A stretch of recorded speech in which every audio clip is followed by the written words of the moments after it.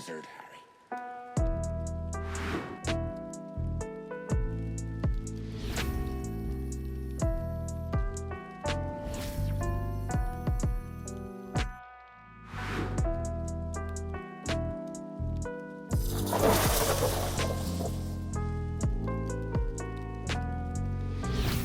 What's up, wizards, witches, muggles, and Death Eaters? It's time once again to hop on the Hogwarts Express and go back to school. Welcome back to Potter Watch, a podcast within a podcast where the Fantasy Files and friends go through the entire Harry Potter series, book by book and movie by movie. We are your magical co-hosts, Spencer, Gabe, and Sam. Today we'll be discussing Harry Potter and the Deathly Hallows Part 1 in depth, both the book and the movie. With this being the last book in the series, but with a movie split in two, we will be discussing Deathly Hallows to the point where the first part ends, if that made sense to anybody. All spoilers are on the table though, so if you haven't read Deathly Hallows in its entirety, then come back when you have. But before we get going, check our description for links to our socials like Twitter and Discord, and a link to our Patreon where you can watch these episodes live as we record them. With that, we're going to get right into the episode here. So we were talking a little bit backstage about some of our general thoughts. And I just want to say, like, here we are. We're almost at the end. This has been... We've been doing Harry Potter for a year now. It's almost exactly a year. Are you serious? I was going to say 6 months. Wow, a year. Yeah, because we had done like a couple episodes before you like officially came on. Got it. So yeah, it was back in February of 2024 that we had started all of this.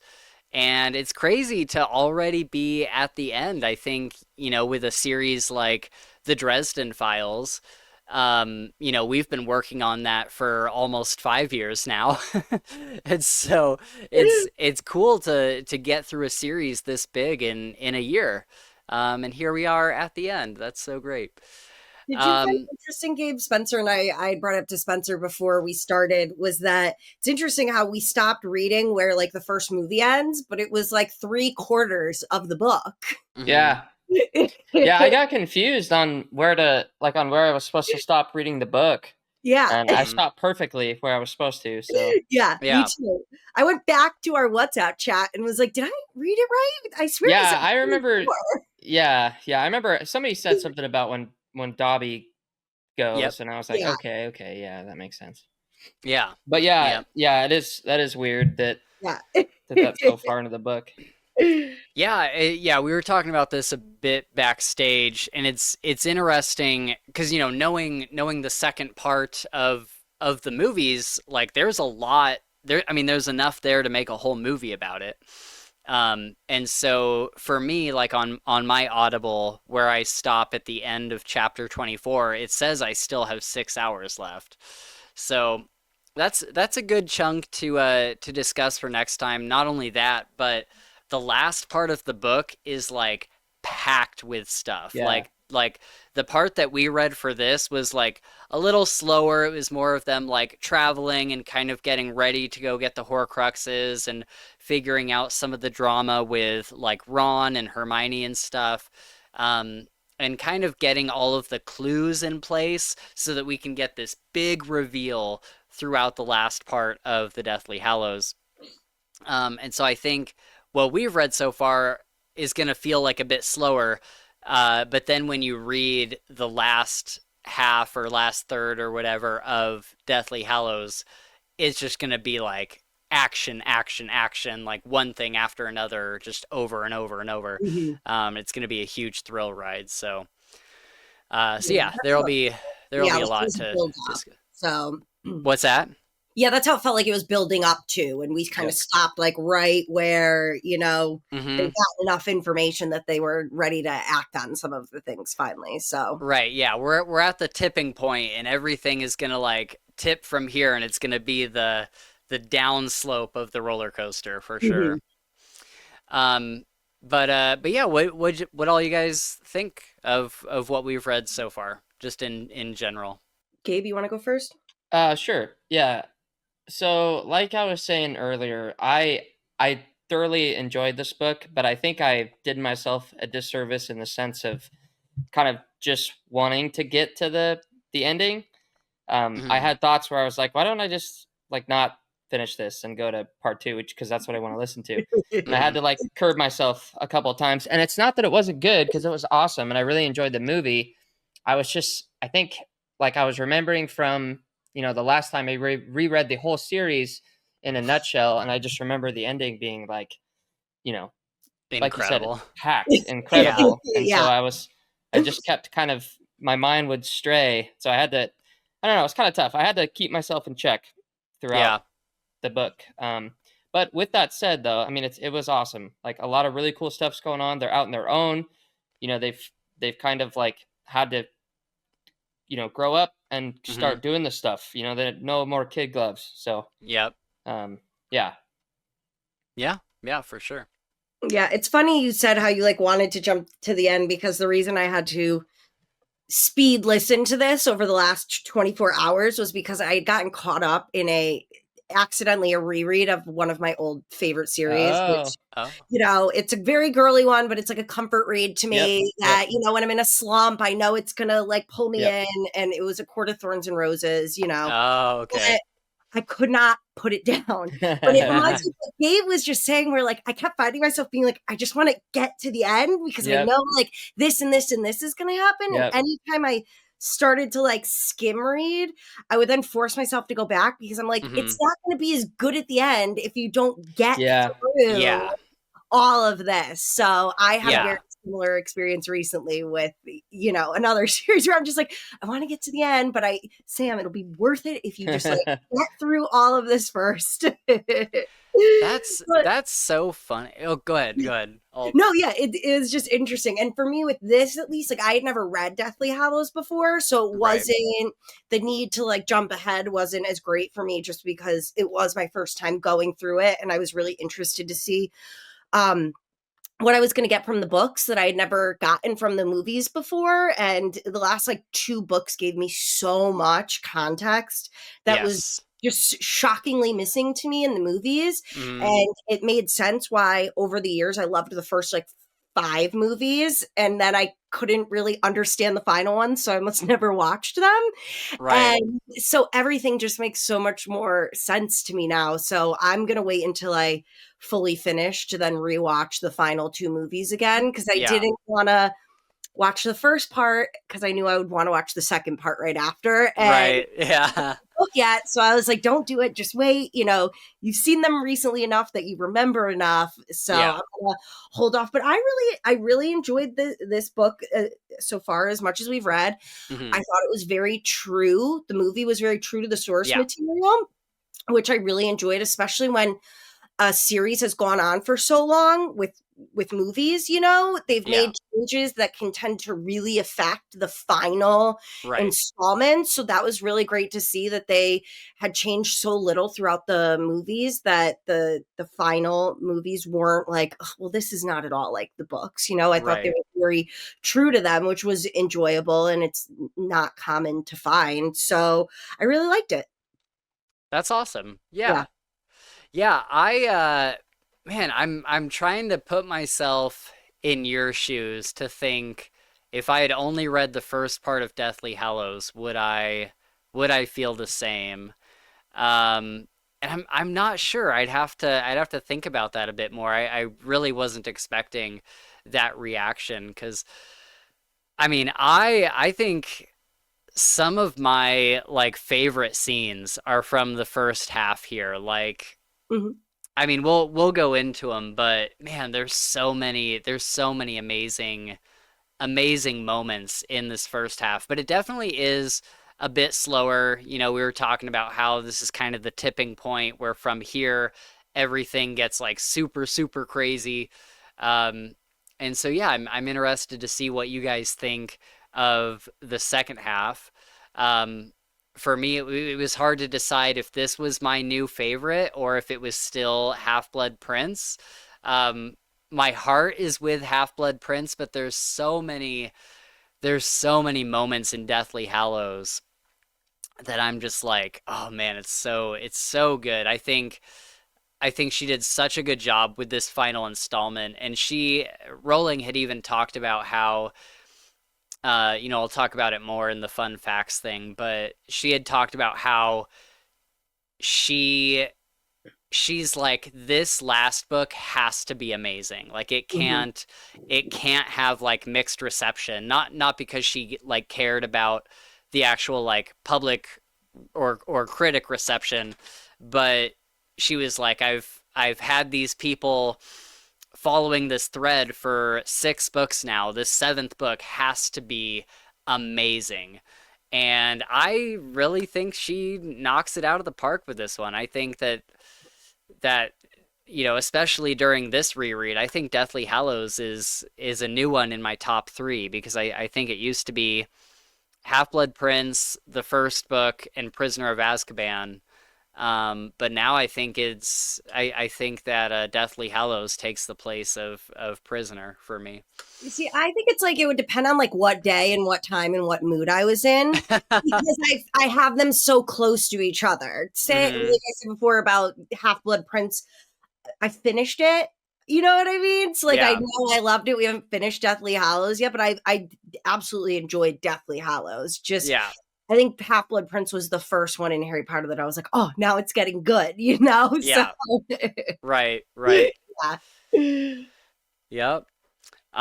So this is where we get the name Potter Watch from, in this book.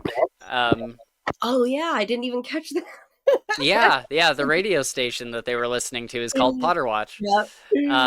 And I picked the name for this series because just as they're trying to keep their magical community together, and they're trying to share experiences, and they're trying to show other people like there's there's more of us out there, like we're all together in this.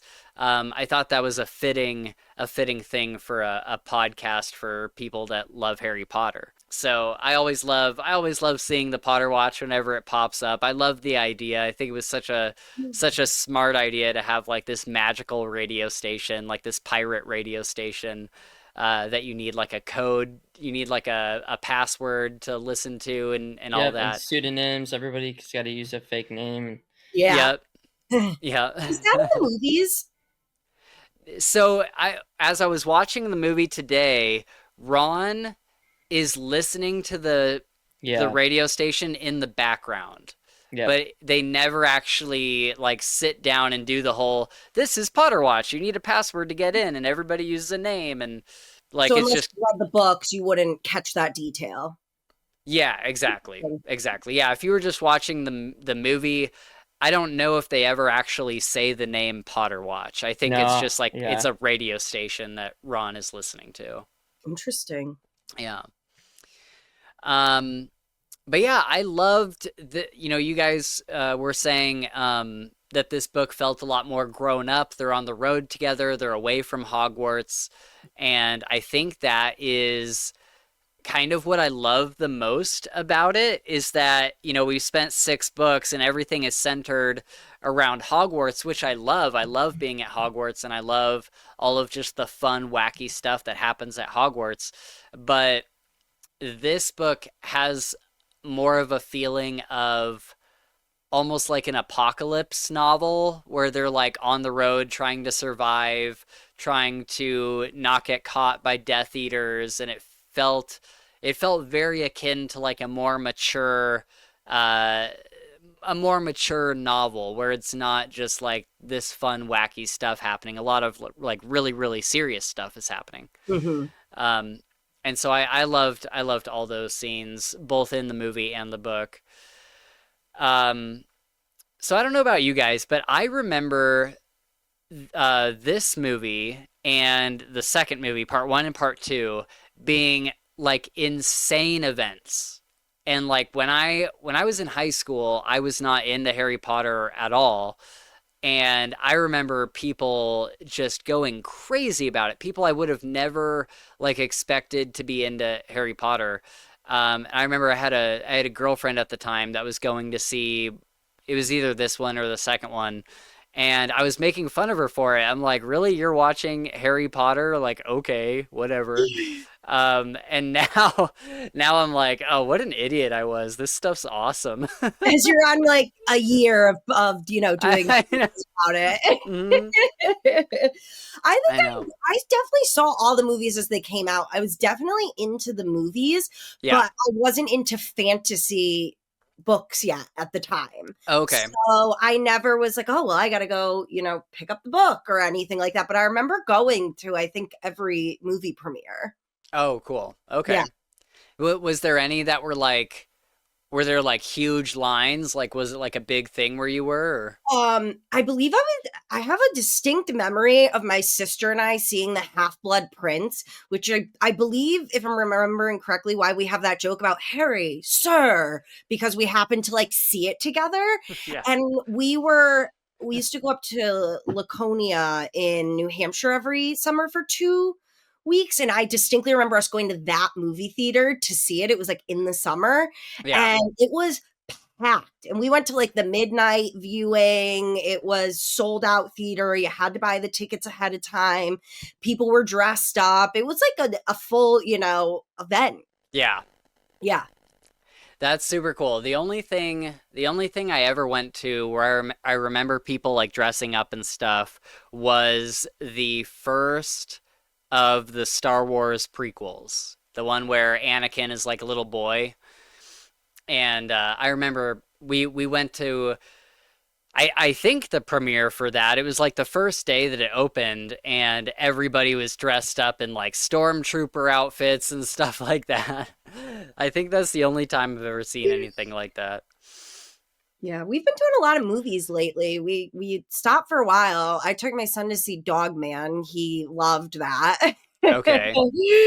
Do you ever read like Captain Underpants when you were a kid? I'm a little older, so maybe it was Oh, I read yeah. Captain Underpants. yeah, it's the same author, and so he did like Oh. it's called Dog Man. It's a different series. My son's obsessed with it, and then I Okay. saw the new Avengers movie, which I enjoyed compared to the crap that's been coming out the last couple of years. I enjoyed the new Captain America movie, so that was a decent one. Hey, they Sweet. need somebody to buy tickets for it, so. They do. Right? I enjoyed it. It was cute. It was funny, and I really love Okay. Anthony Mackie. I thought he did a really great job. He's pretty good at it, so I liked it. Okay. Nice. I thought in this movie Ron had a glow up. Like Ron was, did you notice how buff he was in this movie? He had a buff up. I wouldn't say Yeah. blow up. Yeah, okay. Yeah. Yeah, he definitely gained some weight, gained some stature. Yeah, Yep, like for the sure. forearms or yeah. Yeah, and like I saw like his shoulders. I was like, Yeah. dude, he looks like he could be like a football player now. Like Yeah. he got like super wide. Yeah. Now, if he would just cut that stupid hair, I swear to God, it would I have done know. wonders for him. Yeah. But yeah, I think everybody looked really cool in this movie. Like especially the clothing decisions. Like at the beginning, Hermione is wearing this really cool, like stylish hoodie where instead of like a zip up, it's like a button up and it like folds out. I don't know. I thought that was Mhm. super cool. And then Harry is wearing like his like blazer over his like t-shirt and stuff. I'm like, oh man, they're really pushing their style for this one. So that was kind of cool. Um, but overall, I thought the movie was really good. I was going into it expecting for a lot of things to be changed, but it's the same guy that did the Half-Blood Prince movie, and I also thought that was really good. And sure enough, I this movie really didn't change anything. Like there wasn't anything that was too far out of left field. The only thing is that same with Half-Blood Prince, there's just a lot of context that's missing. There's a lot of like behind the scenes moments and even, full scenes cut out or whatever. They have to do that. But nothing was really changed, which I thought was really cool. Because you look back on Goblet of Fire and Order of the Phoenix, and you're like, how is this even the same thing as the book?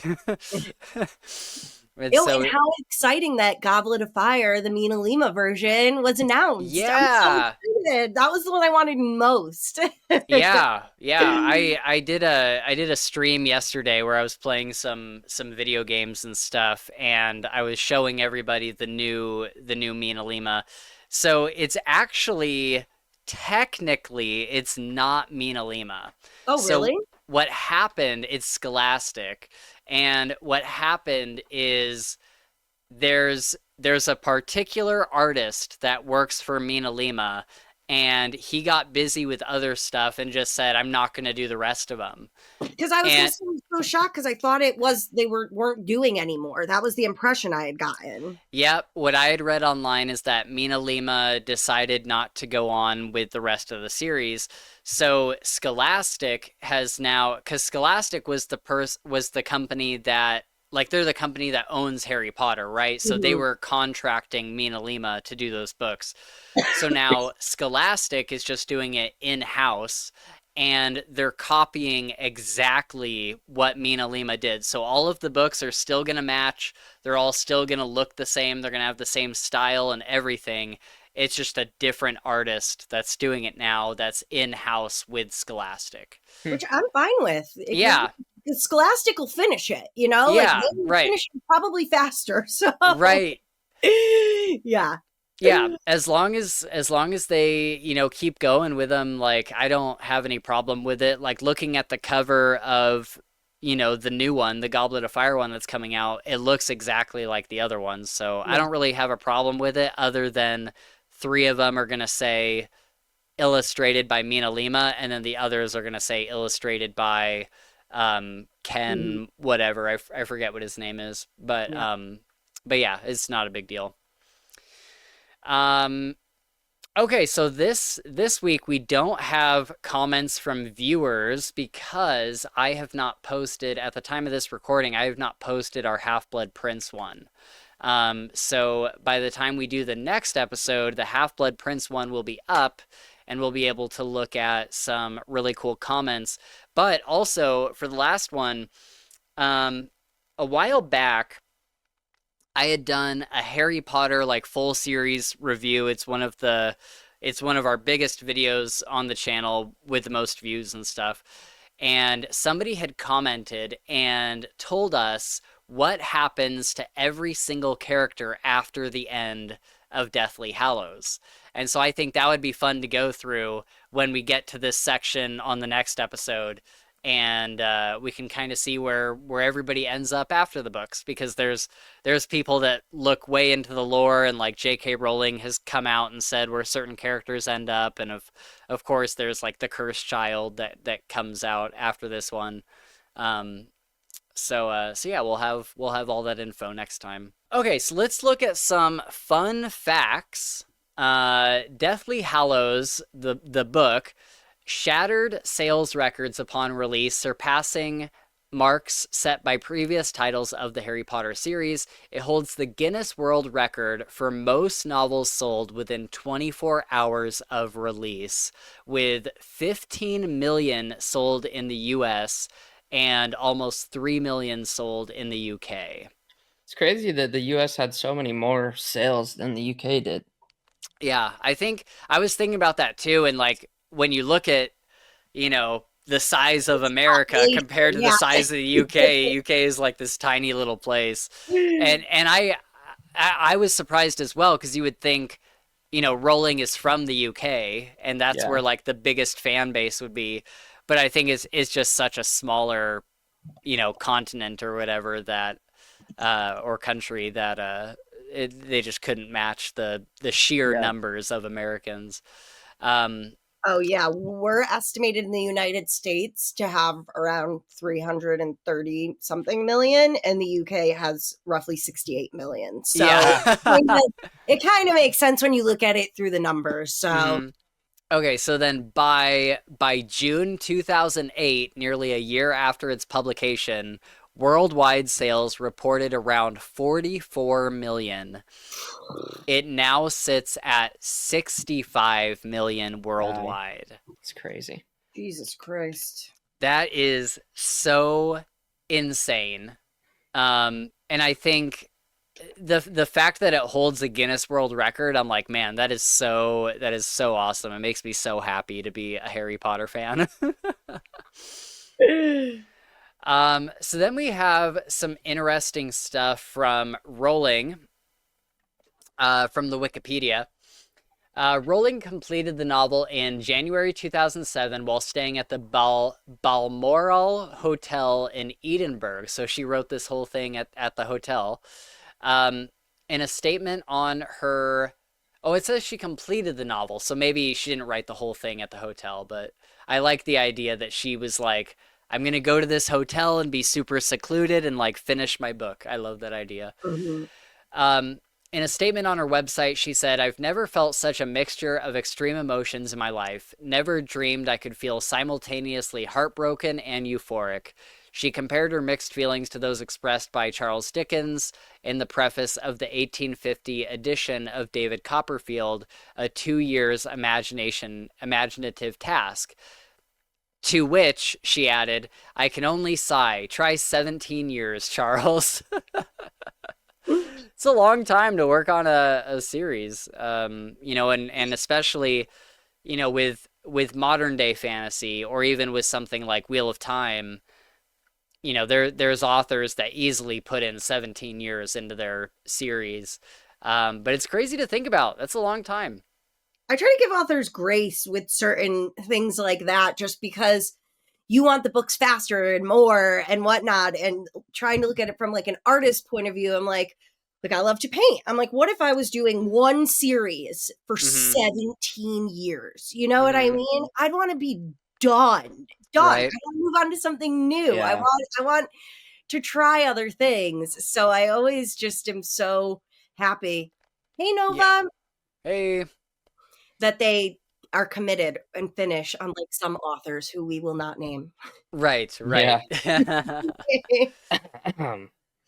She she she ended her message by saying, "Deathly Hallows is my favorite, and that is the most wonderful way to finish the series." Aw. When asked before publication about the forthcoming book, Rowling stated that she could not change the ending even if she wanted. These books have been plotted for such a long time, and for 6 books now, and for 6 books now that they're all leading to in a certain direction. So I really can't. She also commented that the final volume related closely to the previous book in the series, Harry Potter and the Half-Blood Prince, almost as though they are two halves of the same novel, she says. She said the last chapter of Deathly Hallows was written around 1990 as part of her earliest work in the series. She also revealed that the last sentence was originally something akin to, only those who he loved could see his lightning scar. She changed the sentence to, all was well, because she wanted it to be clear that Harry had triumphed over Voldemort and that he would not have to face him again. And I love this so much. I made a big video a week ago about how I much prefer authors that plan out their series ahead of time. Um, I would rather read something from somebody who had plotted ahead and figured out all the foreshadowing and exactly like where the story was going and everything. And it's so cool to see that she had written the last chapter of the whole series before ever even starting the first book. Because I think she started the first book in 91. So I think that's super cool. It is because like a lot of writers back themselves into corners when they Hmm. don't do that, and then they want to do this big reveal later, and it's like, well, that doesn't make sense based off of what you told us before, or you didn't Right. Yep. foreshadow this in any way. So feels like a Yep. big nothing burger reveal because you gave me no context leading up to it. So Right. great. Exactly. The launch of Deathly Hallows was celebrated by an all-night book signing and reading by Rowling at the Natural History Museum in London. The 1,700 guests in Wow. attendance were chosen by ballot. That's crazy. Wow. Yeah. And then for America, Scholastic launched a whole "There Will Soon Be Seven" marketing campaign, and they drove a night bus all across America to 40 libraries holding special events with, people dressed up as Harry and like temporary tattoos and music and, Wow. selling like butterbeer and stuff like that. I'm like, man, that's so cool. I wish I had been into Harry Potter when I was a kid, because I'm sure they went to Seattle. That would be a big enough city for them Yeah. to go to. Well, fun fact, if you go to Universal Studios in Florida, they have like the bus and you can take a photo with Oh, what's his name, but if you have a beer in your hand, they will make you put it down before you take the photo. You cannot have alcohol in your hands when you take a photo with the character in front of the bus. interesting. I wonder why. I don't know, but I remember I had a beer in my hand. He was like, "Oh, you got to put that down really quick." And I was like, "Oh, okay, sure." Weird. Interesting. What's Yeah. the character in front of the bus? The guy that who's drives it. faced guy. Not the old guy Oh, who drives, but the one who like later gets in trouble because he's supposedly a Death Eater. I yeah, can't think of his Stan name. Shunpike. Yes, yes. He was the Oh, one that they cool. have that you take the photos with. That's awesome. That's so cool. Yeah. Um, so then there was some interesting kind of behind the scenes stuff. When Harry visits his parents' grave, the biblical reference, the last enemy that shall be destroyed is death, is 1 Corinthians 15:26, is inscribed on the grave. The Dumbledore's family tomb also holds a biblical quote, where your treasure is, there your heart will be also. I didn't recognize the first one, but when I read this, where your treasure is, there your heart will be also, I was like, isn't that from the Bible? It's from Matthew 6:21, and Rowling states they're very British books. So on a very practical note, Harry was going to find biblical quotations on the tombstones, but I think those two particular quotations he finds on the tombstones at Godric's Hollow, they sum up and they almost epitomize the entire series. Um, and the more you kind of read them, it's like, yeah, like those are like some really solid themes from the series. So I thought that was kind of a cool little behind the scenes thing. And then last couple ones, movie part one grossed 330 million in the US in its opening weekend. Wow. And then let's see, if I have this right, I think I do, 965 million worldwide by the end of its theatrical run, which is the third highest in the series. I would bet that Deathly Hallows Part 2 is the highest grossing in the series. And the highest grossing movie for the year, which was 2010. And then it was the 10th highest grossing movie of all time. It's pretty crazy. Yeah, that's wild. Yeah. Pretty crazy. How about that one director who turned it down to do, what was it? Hellboy Yeah. 2? Yeah, that was Quentin Tarantino. It's like, I bet you're kicking yourself now. Yeah. I bet you're kicking yourself now. So then we get director David Yates comes back for the movie after Half-Blood Prince. And then he also did the next one. And as soon as they wrapped filming on this one, they immediately started part two. Like within the same, like finish part one, go right on to part two. Usually there's like, they'll give them like a 6-month break or something, but it was like the next Monday they were back at doing the next part of the movie. So I thought that was kind of interesting. And then I didn't write it down, but there's this guy, shout out to the guy that has done the set design for the entire series. They never swapped anybody. It was always the same guy. And his name is Stuart Craig. And he did things like Malfoy Manor in this movie. He did the wedding scene. He did, there was something else. I forget what the other one was. But he was talking about how, when I was doing research on this, he was talking about how they traveled the most for this movie. Like they went all over the place to like different filming locations for this movie, more than they had for any other movie. And he was saying that he had to figure out a way to make his sets work because it was a lot of it was like practical sets, and so he had to figure out a way to make that work with the forest. Like a lot of the times they were just in the woods. And so he had to find a way to like make his sets work with like all of these natural like rock outcroppings and stuff like that. It was a pretty interesting read. If anybody's interested, I would definitely recommend looking up some of Craig's or Stuart Craig's stories about these movies because I've kind of been following along. I've never really put him in the notes here, but I've been following along on like his set stuff throughout these episodes, and it's really interesting stuff. The things that he does to make sets work. Yeah. And then Dumbledore's big plan, I'm not going to go into it in this video because the second part of the book is actually where we get the reveal of Dumbledore's big plan. It's where you learn everything that he's been doing for the past 7 years. So I'm going to wait for the next episode to do like a big Dumbledore's plan thing.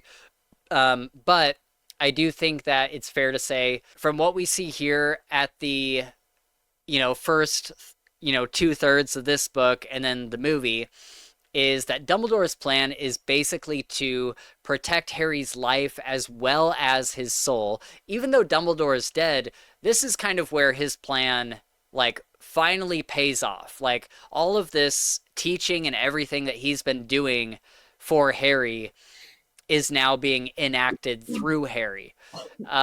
So his plan is to keep him alive as well as keep his soul intact, and then lead Harry to get information about the Deathly Hallows without giving him enough information to like actually go after the Elder Wand, because later on we will need Voldemort to believe that he is now the master of the wand to throw him off guard. Otherwise, everything else falls apart. And then for Harry to go and get the Horcruxes, of course. So that's kind of what we see about his big plan in this book. Mm-hmm. Yeah, this book is very much, they know Dumbledore had a big plan, and it's them trying to figure out what it is off of very little context. Yeah, while still trusting him completely, Yeah. Having faith in his plan, because, I think we see all of them struggle a little bit at different points with that, and I could imagine how challenging that would be, right? To have this person that you looked up to, respected, trusted, but then for him to just say, listen, you need to do this. I can't tell you how, but you need to do it, right? And that's all they got. That's all they got so far. You need to do this. And they're like, we don't know how. Figure it out. Yeah. But in reality, you have to trust. In reality, he's got it planned out. Everything is happening for a reason. Yeah, anything he didn't tell you was because there was a reason he could not tell you these things, but he left you clues to figure it out on your own. Exactly. Yeah. Yeah. And I think that's the beauty of his whole plan, is because what he's not able to tell Harry is that, like, if I tell you the specifics of the plan, it literally won't work. Like, I have to give you certain information that will lead you in a certain direction so that you can figure it out for yourself in order for everything to work. And so it's this really, like, it's just like this awful situation where, they're walking around out in the wilderness being like, why didn't he just, like, tell us all these things? And it's like, man, like, I know everybody's frustrated, but, like, he literally couldn't, like, the plan wouldn't work if he did. And so I find that to be one of the most interesting things. It's just that there's really no way around it, and they have to trust that they have been taught everything they need to know in order to go do it themselves. Well, and this book really shows how separate, they are just 3 parts, and together the 3 of them, Harry, Ron, and Hermione, are a whole. Like, they need all 3 of them. Each of them are bringing a different thing to the table that the group needs, and I think it was the most evident in this book particularly, at least as far as we had read so far. But the main thing is Harry, you couldn't shield your thoughts from Voldemort. And so, I mean, this is also in a way kind of a product of your own making, because you really see him lean into it in this book of, no, I'm not even trying to shut Voldemort out. I'm trying to actually actively see what he's seeing, because it is kind of helping him in a way. So yeah, I kind of wish there had been one more trick up Voldemort's sleeve where he like does lead Harry to like a false conclusion or something. I think that would have been really interesting. It would have been like a little bit of a rehash from was it book 7 or 6 or sorry, it was Order of the Phoenix, right? When he was doing occlumency lessons, or was that the last book? that was the last. Yeah, I'm going to say the last book too. I think it was the last book. I don't know. They're all blending together at this point. Either way, it would have been like a rehash of what had happened before, but I think it would have been cool if it had been used in like a really clever way, like one last time. But yeah. I thought it was interesting how little Voldemort seemed to really know. Yeah. In this book, in the sense that I thought he was a lot smarter than he has come off so far in this book up to chapter 24. Yeah, it's in the Order of the Phoenix. It was 2 ago, yeah. But with like the Deathly Hallows, him not knowing about it, and them saying, well, if he hadn't, I thought it was interesting. They said, well, he grew up an orphan. He was like us, Hermione and Harry, where they didn't grow up. They grew up in the Muggle world, so they don't have the same legends and superstitions as people who grew up in the Wizarding world. And Voldemort is part of that group of the growing up in the Muggle world. So I thought that was really interesting. And I was like, see, at the end of the day, like, he is human. Not like human, but you know what I mean? Yeah. Like, he's still someone who can make mistakes. And he's flawed, He's flawed, And I think Voldemort's biggest weakness is that he's so arrogant. Yes. Like I was watching some like Harry Potter video the other day, and somebody in the comments section was like, how did Voldemort think that he was the only person that had discovered the Room of Requirement when there's so many other like magical items and oddities in that room? Like, how did he think that he was the first person to discover it? And there was somebody that commented underneath it that said, I was married to like a certified narcissist for, you know, like 10 years or whatever, and I am telling you for sure that people who are like truly like super narcissistic and like egotistical and all that, like they really do believe stuff like that. Like their ego is so big that it literally blinds them to these obvious facts. And so she's like, I can tell you firsthand that this is like exactly how a egotistical like narcissist would act. Mm-hmm.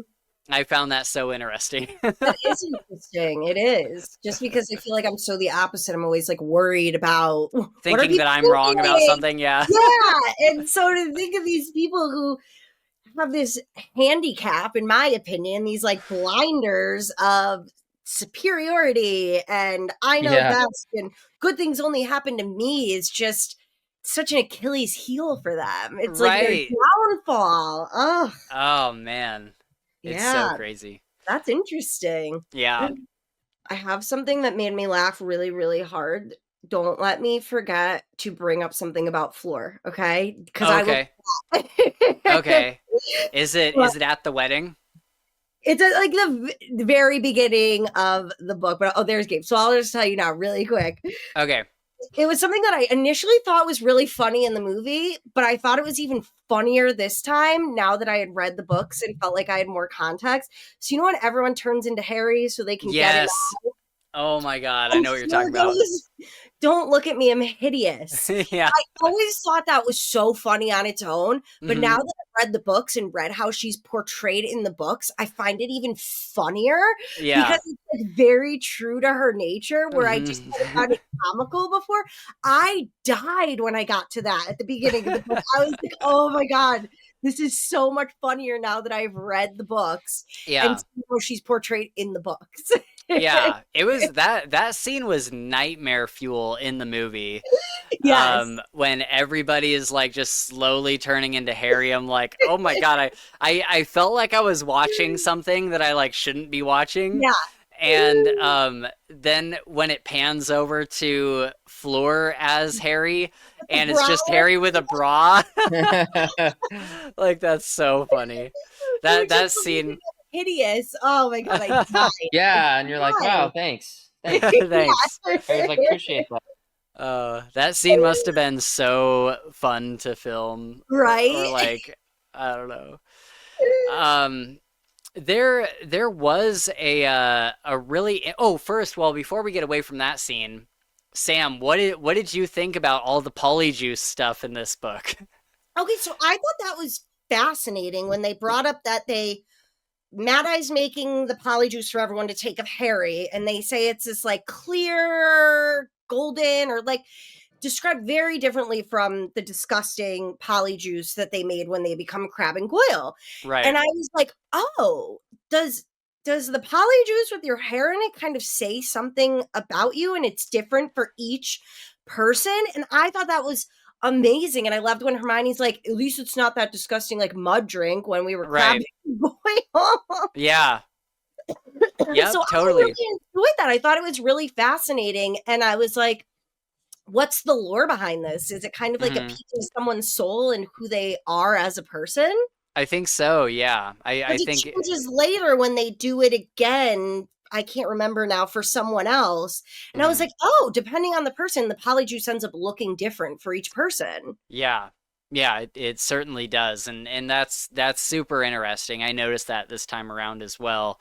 Oh, when Um, Harry and Hermione steal Muggle hair to go mhm. into where his family home was. Yeah, Yeah, so that was when I was like, "Oh, this is like the third time and it looks different this time as well." right. Right. Yeah, that's super cool. Mhm. I definitely finished I'm just going to call it this half of the book.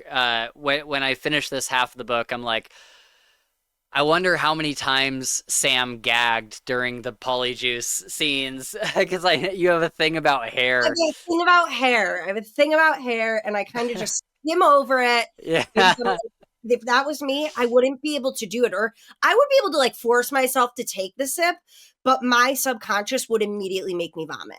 Right. I know, unless I can see that it dissolves, and you don't actually have to like. There's not going to be Uh, yeah. a hair strand going down your throat. Yeah. I would Sam. maybe be okay, but I don't know. Even knowing it's in there would be Okay, let's stop talking about Yeah. hair. yeah. Yeah, you're good. You're good. We I get can it. feel it in the back of my throat. We get it. Ugh. Yeah. Oh No. God. Mm. Um, okay, so when the movie starts, we actually get to see Hermione obliviate her parents, Yeah, that was and cool. this was a great opening to the movie. There's like this amazing, like sweeping musical score over the beginning, just like this very epic, like dark score going over it. And all the like pictures change, and we find out later that they change their last name to like Wilkins, and they go to Australia, and then we just get like this like almost like a drone shot of Hermione leaving the front door and walking down the middle of the road. I just think it was such a beautiful shot, You know a what was great really scene. interesting and I know it's fanfic, but in the fanfic that I read for the Harry Potter, and Voldemort is one, they ask at one point, like, well, what about your parents? And she said, well, it's been so long since I did it at this point, obliviated them or whatever. Yeah. And she says there would have been no way to come back at this point. There would be no Oh. way to bring the memories back for them to remember that she was their daughter. And that's Oh. what I was thinking during that. I was like, oh, I know it was Oh you know, no. like even if she wanted to, she wouldn't have been able to get her parents back, but she knew she saved them. So like that was all that mattered. Yeah. That's Yeah. wild. I didn't realize that. Yeah. Yeah. I thought That's that was crazy. interesting. Yeah, that's cool. Hmm. So what did you think of I'm really curious because Sam, you only saw the movies, and when I was watching the movie this morning, I was surprised to see that this scene just isn't in the movie at all. And I for sure thought it would be. And this is, Harry wakes up and he trips over a cup of tea and he thinks that it's a prank and he like steps on it and it shatters and everything. And then he like the people, I forget who they are. Um a couple people come to get the Dursleys, Yeah. and Vernon thinks that Harry is like trying to steal the house, and he says, I've already got one, why would I want this one? All the happy memories. I think that was such a great line. um but he's explaining to them that Voldemort is going to come after them, and they there's also this other great moment real quick where Harry's explaining that Voldemort's going to come after him, and he's like he's saying Voldemort thinks that if he takes you, then I would come after you to save you. And then there's this quiet moment where they're both like staring at each other, both wondering if Harry would. Um, and so I found that interesting. First of all, I was thinking, like, do you guys think that Harry would go save the Dursleys if they were taken by Voldemort? I think so. I think he would have. Yeah, I'd like to think so, just because I'd like to think that he would, kind of say like, you know, would my parents like that if I didn't Right. do that? Yeah. 'Cause they kind of gave their life for me, and I don't want to scorn it, I guess. I Right. But think then the other part of me is like, nah, let him burn. Yeah. I think it just depended on what he was doing at the time. Like, Yeah. would it have been something that he thought was feasible, Mhm. or if he had had something more important to do, Mm, he might have just said, "It is what it is." yeah. Right. The fact that they cut out him and Dudley's scene from the movies, I do not understand. I do know. not understand. It was such a good scene. There's right before that scene, there's a quote where like Vernon is basically he like goes to say goodbye and he like lifts his arm to like shake Harry's hand, and then he just like puts it back down at his side and starts like swinging his arm because he doesn't know what to do with it. And the narration says, what did you say to each other at the end of 16 years of solid dislike? And I think that's such a good way to like make you feel that moment. Like, yeah, like you're saying goodbye, probably forever, under really dangerous circumstances, but you never really liked each other. Matter of fact, you kind of outright hated each other. And so it's this bittersweet moment of like, yeah, like we're leaving forever, but like I don't really like you. So does there need to be a goodbye? Like I it's thought of it as like you can look back on your lives, Gabe and Spencer, and you think of these like monumental moments where your life changed forever. Like I think of when my dad passed away, yeah. it was just this very like my life will never be the same after this moment. Like it's just a fact. Everything is going to change for better or for worse. And so Mhm. that's how I felt in that moment.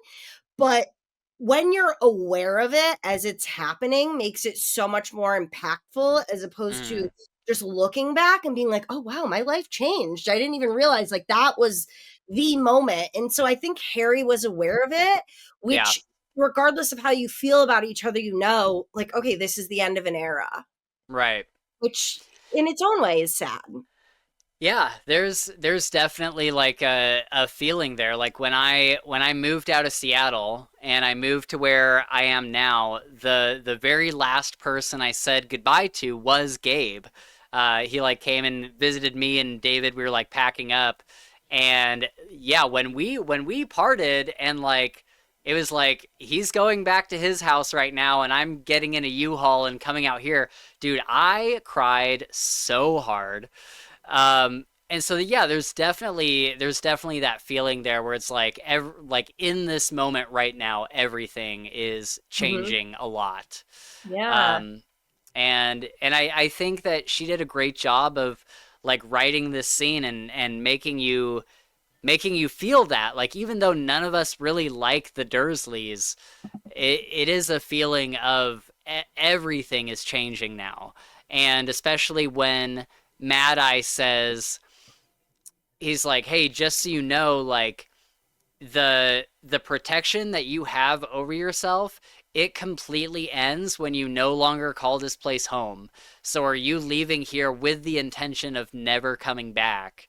And Harry says yes. And it's kind of this defining moment, and like Harry even takes Hedwig, he's like giving her a tour around the house and he's like, these are the stairs that I was kept under for, you Yep. know, 11 years until they gave me a bedroom. Like it's such an amazing scene. That was Um shocking for me when he said the thing about under the stairs. I was like, it's not that I forgot, mhm. but so much has happened since then that you just kind of like he's had a Yeah, bedroom now for how feels many like books? forever ago. Feels like it's been Yeah. 40 But that years since he's. but that's how the first book opened, Yeah. Yep. was him being under the stairs, and it very much was an end of an era. Yeah. I felt that way. Like, oh Yeah. wow, yeah, like you used to live under the stairs. Right. Your first letter from Hogwarts came to like Harry Potter in the cupboard under the Under the stairs. stairs. Yeah. Oh, such a good callback. I Yeah. love it so much. I just really loved the Dudley scene though, because Yes. you weren't getting it from Petunia and you were not getting it from Mr. Dursley. And Mhm. so the fact that Dudley, of all people, who I would say he had the most beef with the whole time, actually like thanked him, like he was like, you saved my life. And Yeah. where he's like, like, yeah, of course.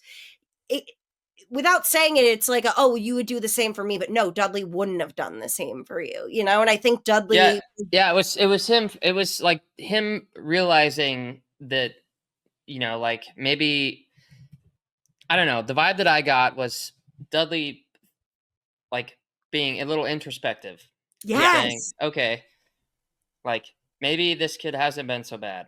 Yeah. hmm But he's only got 5 seconds to say anything. hmm Yeah. Before he knows he's not going to see him, and he's like, should I not? And Yeah. glad that he did, because it was a yeah, pretty meaningful, you know. yeah, It was a super powerful scene. Like, Yeah. he only had like a few lines of dialogue, but like Harry says, coming from Dudley, that's like I love you. Yeah. And there's so many great moments throughout this chapter here where Dudley first says, where is he gonna go? And then uh, one of the wizards that came to take Harry away is like, you don't even know where he's going? And Vernon says, certainly we know. He's going with some of your lot. And she's like, some of our lot? Like, what do you mean? And Harry chimes in. He's like, it doesn't matter. And the wizard says, doesn't matter. Don't these people know what you've been through? The unique position you hold in the hearts of the Voldemort movement? And he says, no, they don't actually. They think I'm a waste of space, but. And then this is where Dudley cuts Yep. in and he says, I don't think you're a waste of space. And everything goes Yep. quiet. And Harry's just like, wow, Dudley, thank you. And Harry starts thinking back on the teacup that he tripped over in the morning. He's like, maybe that wasn't a prank. Maybe that was a way of him like trying to be nice and like I'm gonna leave this teacup for Harry. Like, can you imagine Dudley doing that? I think that's so Yeah. oh Dudley was also realizing like, oh, this is an end of an era. right. And maybe in hindsight, he's like, oh, maybe Harry wasn't as bad as I thought he was. He did save my life. And maybe if I had given him a chance and not been a complete Right. bad guy, mean guy the whole time, that maybe who knows where we could have been today. And it Yeah. was just so nice to see, especially when you compare it to how Harry's aunt and uncle treated him in his goodbye, you know? Mm-hmm. Yeah, exactly. And like, speaking of their goodbye, so Vernon, he like does the weird like non-handshake thing. Yeah. And then Petunia, like when all this is going on with Dudley, she runs up and like embraces Dudley like he just saved Harry's life, and she's like, "Oh, my boy." And Harry's just kind of looking at her, like all the wizards are like looking at them like, "What the heck Yeah. is going on here?" And then even one of the wizards, I wish I could remember their name, they said, they're like, but he like didn't do anything. And Harry's like, no, no. He's like, coming from Dudley, that's like saying I love you. He's like, I appreciate this. I'm good with this. Yeah. And then Dudley comes over and shakes Harry's hand. And so I think that's really important when you look at Vernon, who can't even bring himself to shake Harry's hand. And then Petunia had walked up to Harry, and the text says that she was about to say something and then turned around and left. But Dudley was the one to come over and shake Harry's hand, which in the previous book, when Dumbledore comes to see Harry at number 4 Privet Drive, and he says, "Look at the disservice that you've done to Dudley. Like, look at the person that you're turning him into because of how you spoil him." And this is kind of this moment where it's like, maybe there's hope for Dudley. Like maybe he's not going to continue this pattern of hatred and all this stuff from his parents. Like maybe he's going to be different. And so I think this chapter was just like so good in so many ways. Same. It was incredible. But yeah, I was especially curious to see what Sam thought of it, having never seen it in the movie. I was shocked that it wasn't in the movie. Yeah. I was floored that it wasn't in the movie. Especially because I was like, this would have been so easy to add in. Yeah, it didn't seem like it would be that much of an expenditure and or like a time thing. So it is kind of interesting that it's not in there. Yeah, and it humanized Dudley in a way and made it seem like, wow, they've progressed. You know, maybe they could have been friends if they had had more time, and he didn't have these parents who were just so bigoted, just right out of the gate, that I would have loved to see more of it. And I was really sad to realize that it wasn't mentioned in the movies at all. I know. It's crazy. It's crazy. Okay, so then we get all of them leaving with their Polyjuice, and we get the fight in the sky. Yep. And in the movie, I do like the scene, we were talking about where they all change into Harry, and Hagrid says, "I was the one who brought you here 16 years ago when you were no bigger than a bowtruckle. Seems only fitting that I take you away." Yep. And I just love the symbolism and the mirror image of, Hagrid being the one to bring him to number 4 and taking him away. I love that. Like in Aurora Boreas, like beginning and end are all connected to each other. And yeah, I thought it was really beautiful, just kind of like one line in there. Well, I brought you here, so of course I'm going to be the one to take you away. I loved that. Yeah, it was beautiful. And then we get into the sky and Hedwig dies. Yeah, that was. I think the movie did a better job with Hedwig's death. Yeah. The movie did. I mean, the book did. Yeah, I thought the movie did a better job with that. Yeah. I think seeing it, and another thing I was going to say too, that, I think we've said this before, and it's definitely true, but each book or each movie that, the CGI and or whatever their software they're using to generate these images, or however they're doing it, gets considerably better and better and better and better. And this one, I was blown away by how incredible the picture was, and Everything was really visceral and really kind of like very real feeling. It had impact. Anytime Yeah. somebody got hit with a spell, like both the sound design and the visual worked Yep. so well together, where you felt that bah, like that. Yeah. Yeah. Well, and tell me if I'm remembering incorrectly, but there is a difference in Hedwig's death in the book and the movie. In the book, he was still in the cage when Yeah. he got hit, but in the movie, he's trying to save Harry. Yeah, But and that's how. Yeah, that's how the Death Eaters knew who the real Harry was, is because Hedwig was chasing the real Harry, trying to protect him Right. Yeah. in the movie. but that was in the movie, but Yeah. I did think in the book it was really impactful where when Harry gets off of the bike and it's falling and Hedwig's cage is still in it and he knows he Yeah. has to blow it up, so even if Mhm. Hedwig wasn't dead at that moment, he was going to be when he did that. Yep. Oh, it broke Oh it broke God. my heart so much. The first time that I read this a couple years ago, I had no idea that Hedwig would die. And that like messed me up for a few minutes. I was like, no way, she just killed Hedwig?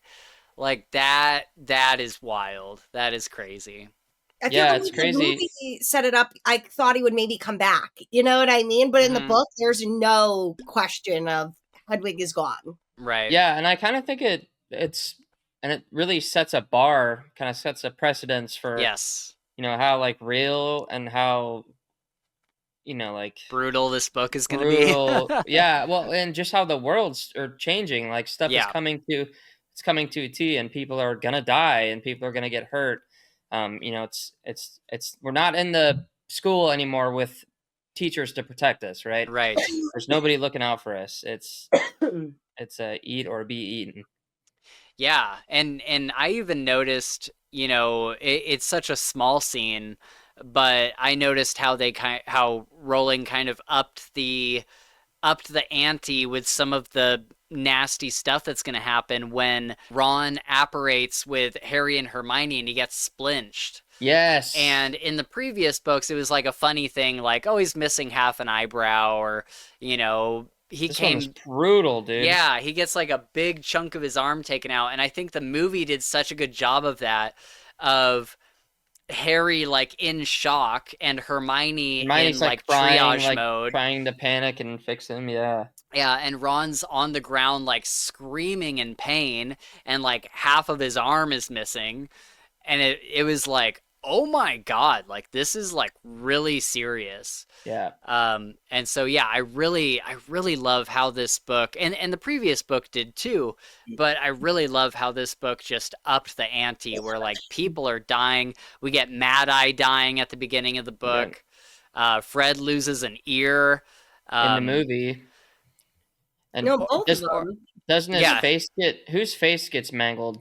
That's Fred? Bill in the previous Bill. book. Bill. Oh, Mhm. okay. Yeah. Yeah.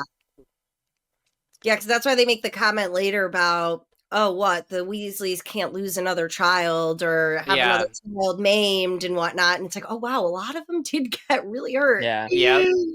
Yep. While they're in the sky, though, I'll just mention this real quick, is Harry's wand acts of its own accord. It, like, parries Voldemort's wand. Yeah, lashes out against it. Mm-hmm. And it, like, destroys Lucius's wand. And I thought this looked so good in the movie, where Voldemort comes up right beside him, and they, like, cast at each other. And it's almost like the final scene of part 2, but like in a smaller version. They're like in the air, and they're Avada Kedavra and Expelliarmus like hit each other, and then it goes down Voldemort's wand. The movie made it look so cool, where you're looking down the wand and it like splits it and shatters it. I was like, man, that's super cool. Or you know what I thought was interesting, when they were trying to like hypothesize how they knew it was Harry, and they said, well, you did Expelliarmus because you're not trying to like mortally wound anyone. And they were like, that's going to give you up because you have a soft heart and you will do anything to not have to kill someone. And you can't keep doing that because it's going to give you away or kill you. Right. Yeah. Yep, totally. Did we get an answer up until through chapter 24 on why the wand did that of its own volition? Because I didn't catch it if it did. Yeah. So basically, what happened is a thing called priori incantatum, and this is where Harry's wand sensed the twin core in Voldemort's wand. Obviously, Voldemort didn't have his wand in his hand, but he probably had it on his person. And so the twin core was reacting to its twins, the Essence, yeah. yeah, and it kind of acted of its own accord. Got it. Um, Okay. so that's what that was about. Did anybody else love Ron dressing up his ghoul? Yeah.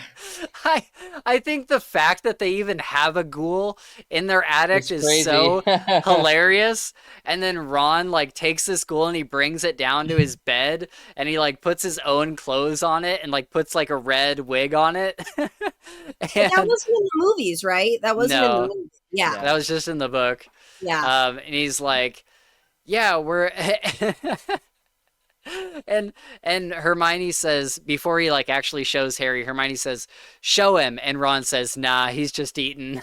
And then when Harry sees it, he says, "Do ghouls normally wear pajamas?" And I love this whole thing. Like it's supposed to be Ron with Spattergroit, and nobody would get near it. Yep. Super funny. Mm-hmm. We do see at the beginning of the book that Ron and Hermione are getting very cuddly, very, very touchy, very close. Mm-hmm. And then Harry tries to leave, and Ron says, "We're coming with you, mate. That was decided months ago, years really." And it doesn't seem like that crazy of a quote, but when you really think about it, how like kind of destined these three have been to like carry this out together.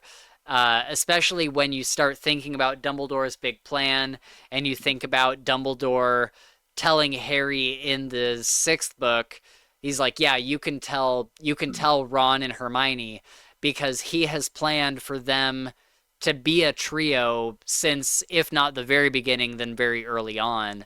Um, and you were kind of talking about this earlier, Sam, where like all of them have something that the other doesn't. And so it's been kind of destined that these three would be together to carry out the final mission. And so I just love this thing where even Ron recognizes that this was not decided months ago, it was decided years ago. Mm. So I thought that was pretty cool. Well, I think even in the last book, at some point, someone says, "What if I hadn't been late or gotten on the train at the time I did? Where would we be today? Would we have been friends? If I hadn't been the last one on looking for a seat, or the Right. Weasleys showed me how to get through." And I was like, "Wow, was it all just fate?" Right? Totally. Hermione mentions that Horcruxes can possess someone emotionally invested in them. So when you think about like Ginny with the diary, there's a lot of emotion there. She's physically writing in the diary and putting her feelings on the page. And then with the necklace, they are physically wearing it around their neck and they're putting a lot of like tensions are high. There's a lot of emotion just kind of happening in general. And on top of that, that's paired with the whole mission of like we got to find a way to destroy this thing. And so there's a lot of like emotion in the air around this. And we start to notice that whenever somebody has the necklace on, they act more agitated, more irritable, angry. Ron leaves later. Um, and so I thought it was cool how Rowling kind of brought that back from what we saw with the diary in book two. Why Mhm. did I probably missed this, or I'm just forgetting, but why is it that they needed to wear it or were wearing it? I think they were just scared to lose it. Mhm. Truly, that's all I could gather from it, is that they were scared that if one of them wasn't wearing it, it would either get misplaced or someone would show up and they have to run and they wouldn't be able to grab it. And so they felt the Yeah. only way to guarantee that they had it. It was to wear it. Man, I think Yeah. that's freaking silly, dude. Why would you That's wear what I that thing? thought. Yeah. So silly, so I- dumb. Just keep it in your hand, keep it in your pocket, lock it in a box somewhere with magic, carry it in your pocket. It's crazy Yeah. they would wear that thing, dude. I know. Yeah, I've always thought, like, why didn't they put it in Hermione's bag? That's what I Yeah, was gonna say. Yeah. Her bag. this thing is bad juju. And I'm Yeah. okay, I'm glad they didn't explain it because I remember thinking, I was like, how stupid is that, dude? Yeah. Like, what are you doing? It's literally one line where it's when they first make camp and he's got the necklace and Hermione says something like, let's just keep it on this chair here. And he says, no way. He's like, I'm not losing this thing. We're going to wear it. And then they realize that it's having these weird effects on him. And he's like, okay, let's pass it around and we'll each wear it for like a little bit of time. Yeah, because in the movie, Hermione, like, Harry's like yelling and screaming at her, and Hermione's like, take it off. Right. Take it off right now. Yeah. And he takes it off, and she's like, better? He's like, much better. Yeah. I was like, dude, if it's really messing with your psyche that much, like, I would not wear that thing. Right. They figured it out pretty quick, though. Yeah. The way that I feel like in other books that I've read in similar instances, like it takes people a really long time. No, for sure. Yeah. No, they destroyed it like pretty quick after. Yeah. So. But I appreciated that they figured out very early, like, oh no, this thing's got bad juju. Like, so let's like, if we have to wear it, then let's like pass it around. Yeah, you know? let's share the burden a little bit. Yeah. Yeah. Ron, for his birthday, or for Harry's birthday, Ron gives him a book about like hitting on women, essentially. Like what is it? How to charm witches in 10 easy steps or something? How to date, essentially, is what it is. And I died. I was like, that would have been a great part of the movie. That would have been a great interlude. That would have been so funny. And like there's like a section on like compliments or whatever, and Ron is like complimenting somebody later, and Harry's like, I bet I'll find a section about compliments in that book. But when Ron gives it to him, there was a lot of dick jokes in this book. Ron gives it to him and he says, you'd be surprised, it's not all about wand work either. It's like, okay, I see what you're doing there. Yeah, everybody's grown up, all right? Yep. Everybody's grown up. Yep. And then later Hermione says something about like, she says something like, she's like, it's when they're talking about the Elder Wand, and she says, no wands are different from other wands, like, they're for each person, but everybody likes to boast that theirs is bigger and better than the next guy's. And I'm like, okay, I see what you're doing there. So it's Harry's birthday, and Molly gives Harry a watch, which I was really surprised we didn't really see come up later. I thought it would have been like a magical watch that like did something. But I love this scene because I think it's the last scene that Harry gets with the Weasley parents, like actually like being with them. And it says that Harry hugs her and tried to put a lot of unsaid things into the hug, and he thought she got it when she patted his cheek in return.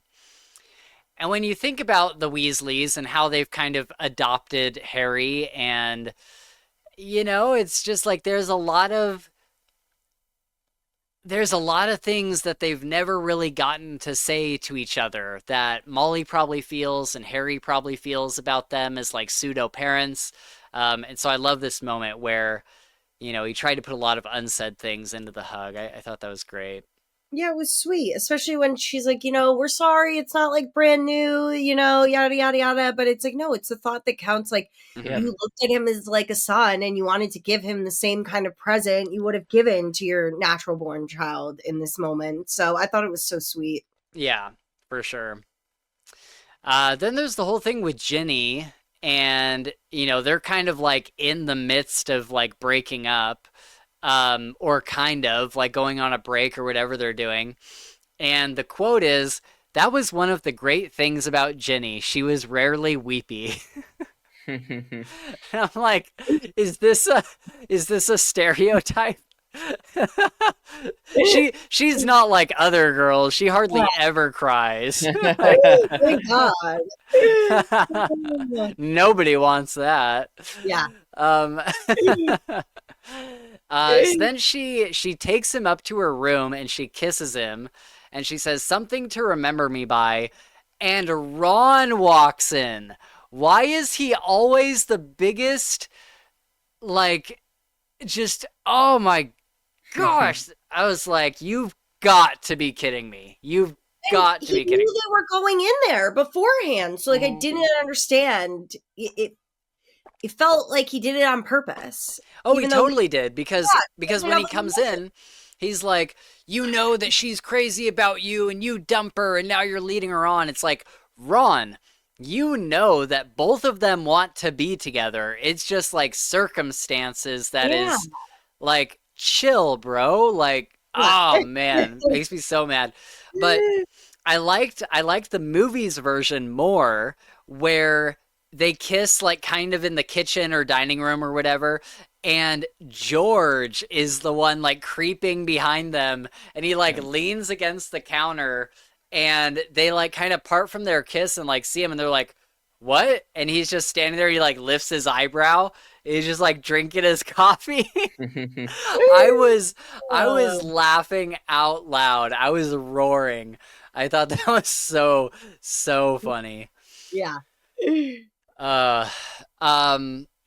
Scrimjaw comes by to go through Dumbledore's will. He gives the Deluminator to Ron, which is inscribed with, when things seem the most dark, this will show him the way, or show you the way, or however it's phrased. And I think that's great foreshadowing, because that's exactly what happens. Like, when things are darkest, it leads Ron back to Harry and Hermione. And then gives Beetle the Bard to Hermione and the Snitch to Harry, the first one he ever caught. And then the Sword of Gryffindor cannot be given away. That was interesting. That was definitely interesting. Which you find out more, context later on to all of it. So yes, that was interesting. Yeah. Did you see your typo that I highlighted in pink?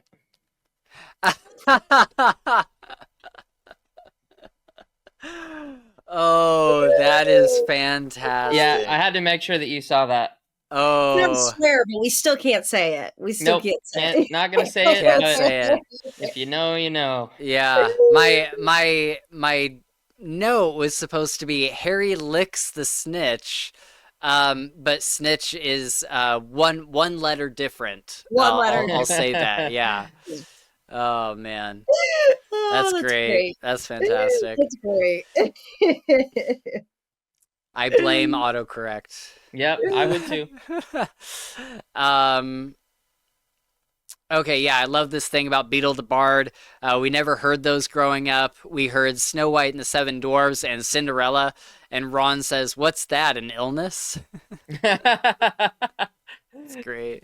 That's awesome. That's a good one. So stupid, but so funny. Yeah.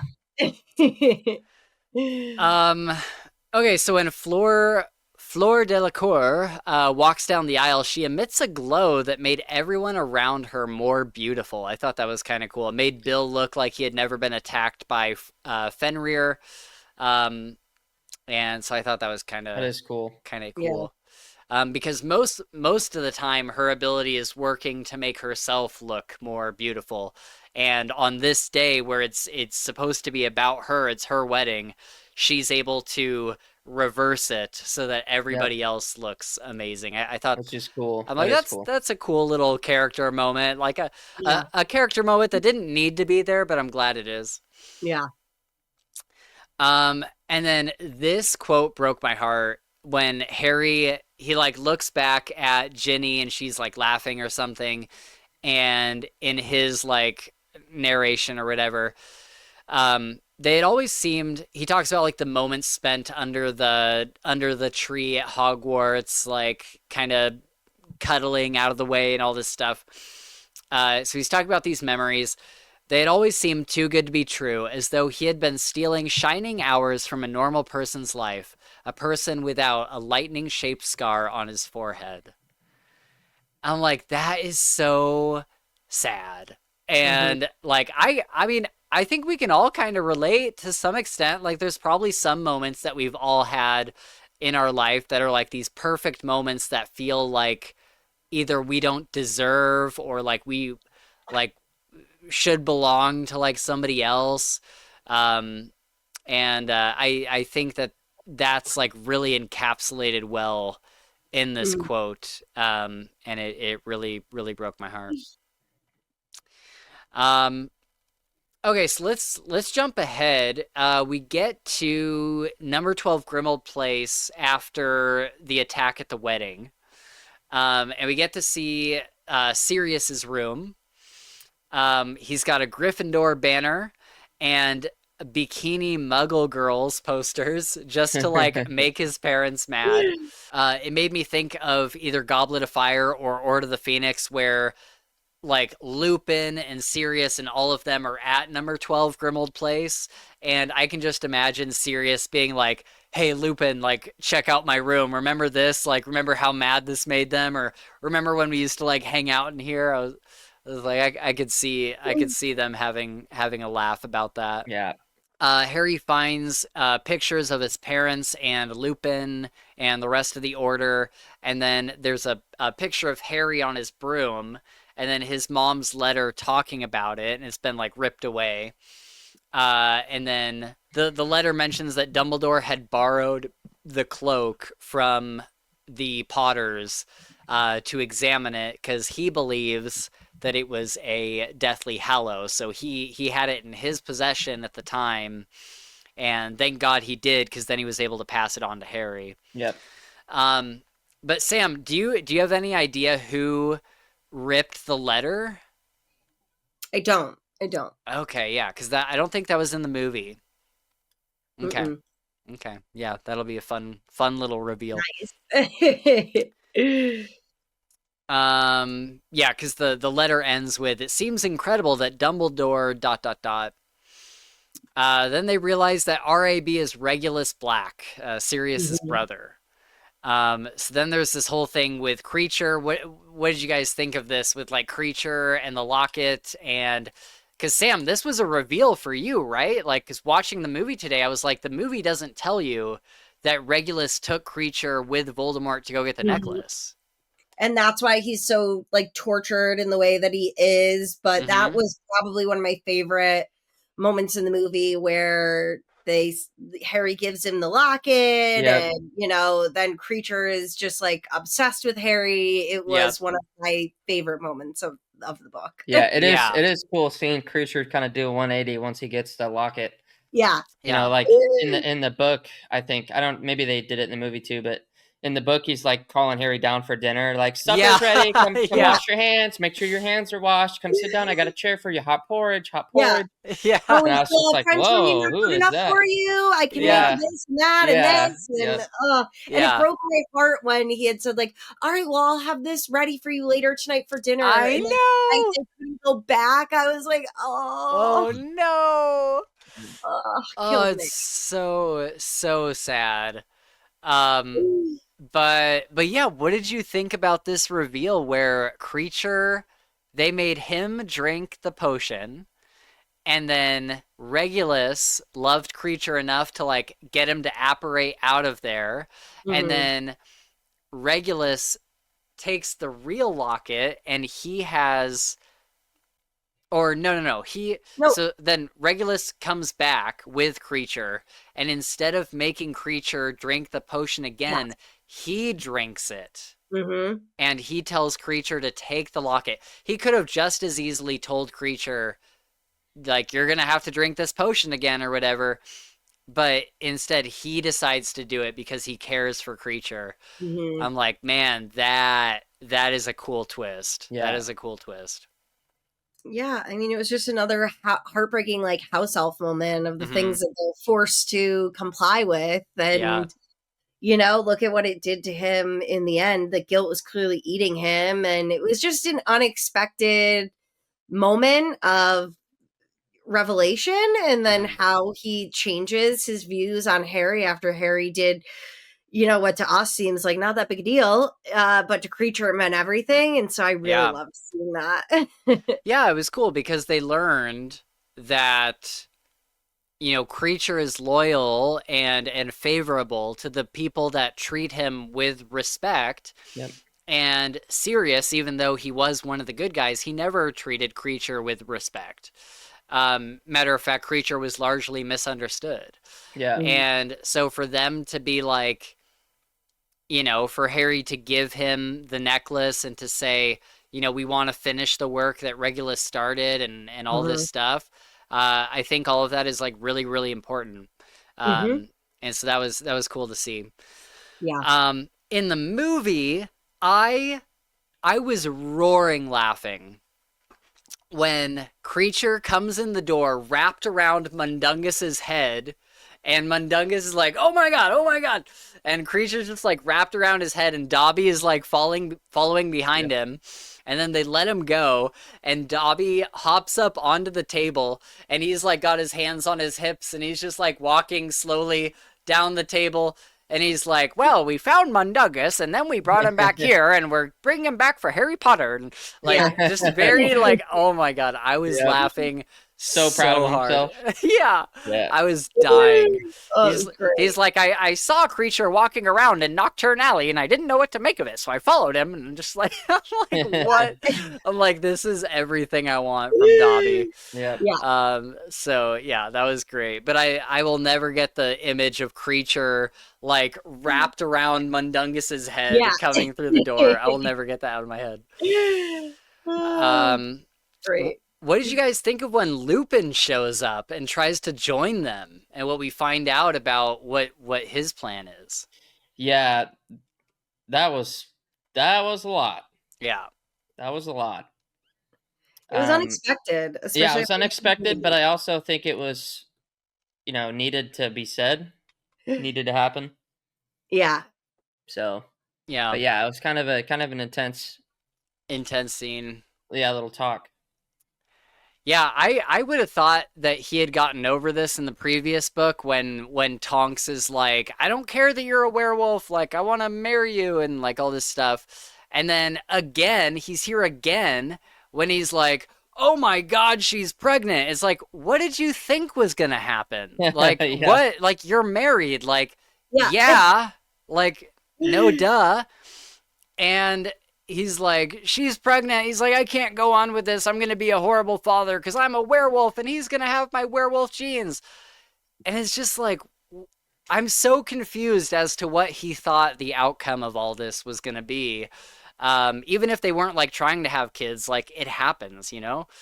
So, so yeah. And then Harry really gets on his case. And he's like, Lupin's like, I want to join you in respect to your father. And he's like, my father would want you to go home to your child and your wife. Like, ooh, it's such a brutal moment.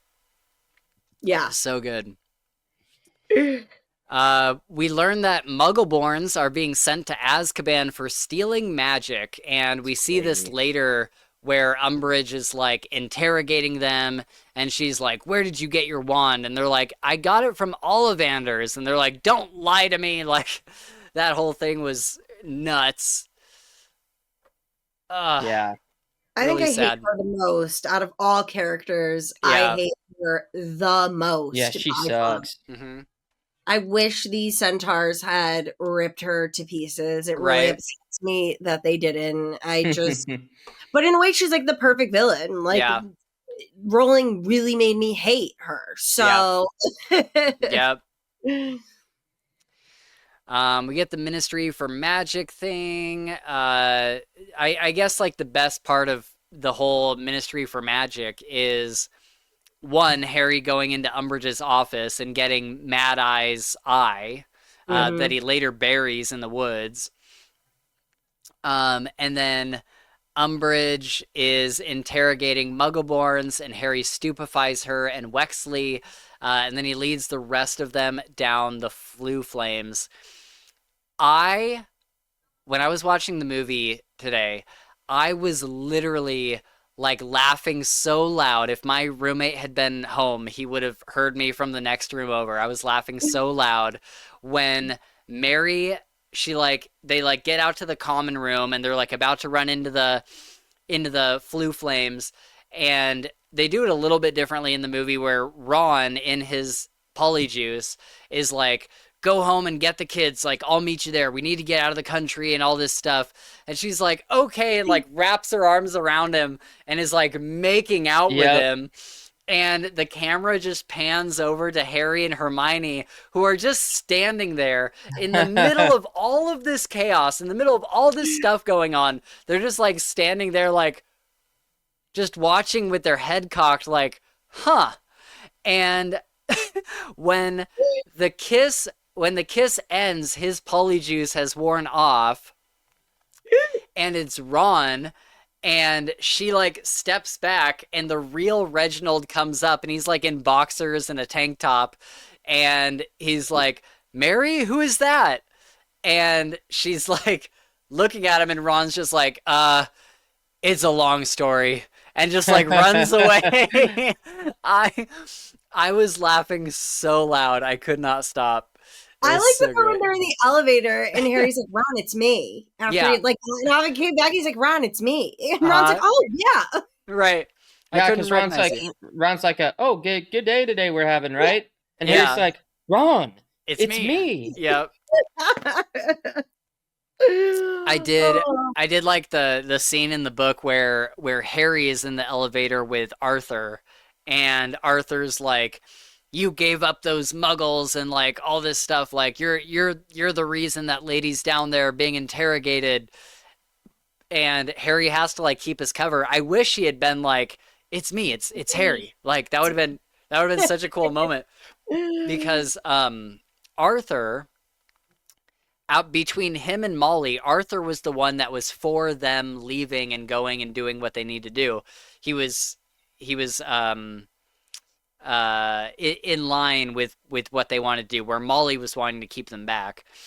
which I feel like they don't show in the movie, really, that Molly was Nah. trying to keep them from leaving and going off. Yeah, that was like a whole thing at the beginning of the book where she's like Yeah. following them around everywhere and all Putting this them stuff. cast in different rooms so they can't be together to talk. And yeah, they Right. completely left that out of the movies. Right. Yep. But yeah, I loved when Harry turns to Arthur and he's like, they're watching you very closely, Arthur. And he's like, is that a threat? And he's like, it's the truth. And like, I don't know, it's like that's a cool way of passing Yeah. information. Okay, so then let's go down. Let's see. They hear people outside the tent. Oh, yeah. This is Griphook and Gornock and other wizards outside the tent. Tonks's father and Dean Thomas are there. And this was an interesting conversation to hear, because they talk about how like Ginny and everybody had stolen the sword of Gryffindor, but when the sword so they had stolen the sword, Snape took it from them, and then Snape took the sword supposedly to Gringotts. But the goblins notice that the sword that is turned into Gringotts is a fake. Hmm.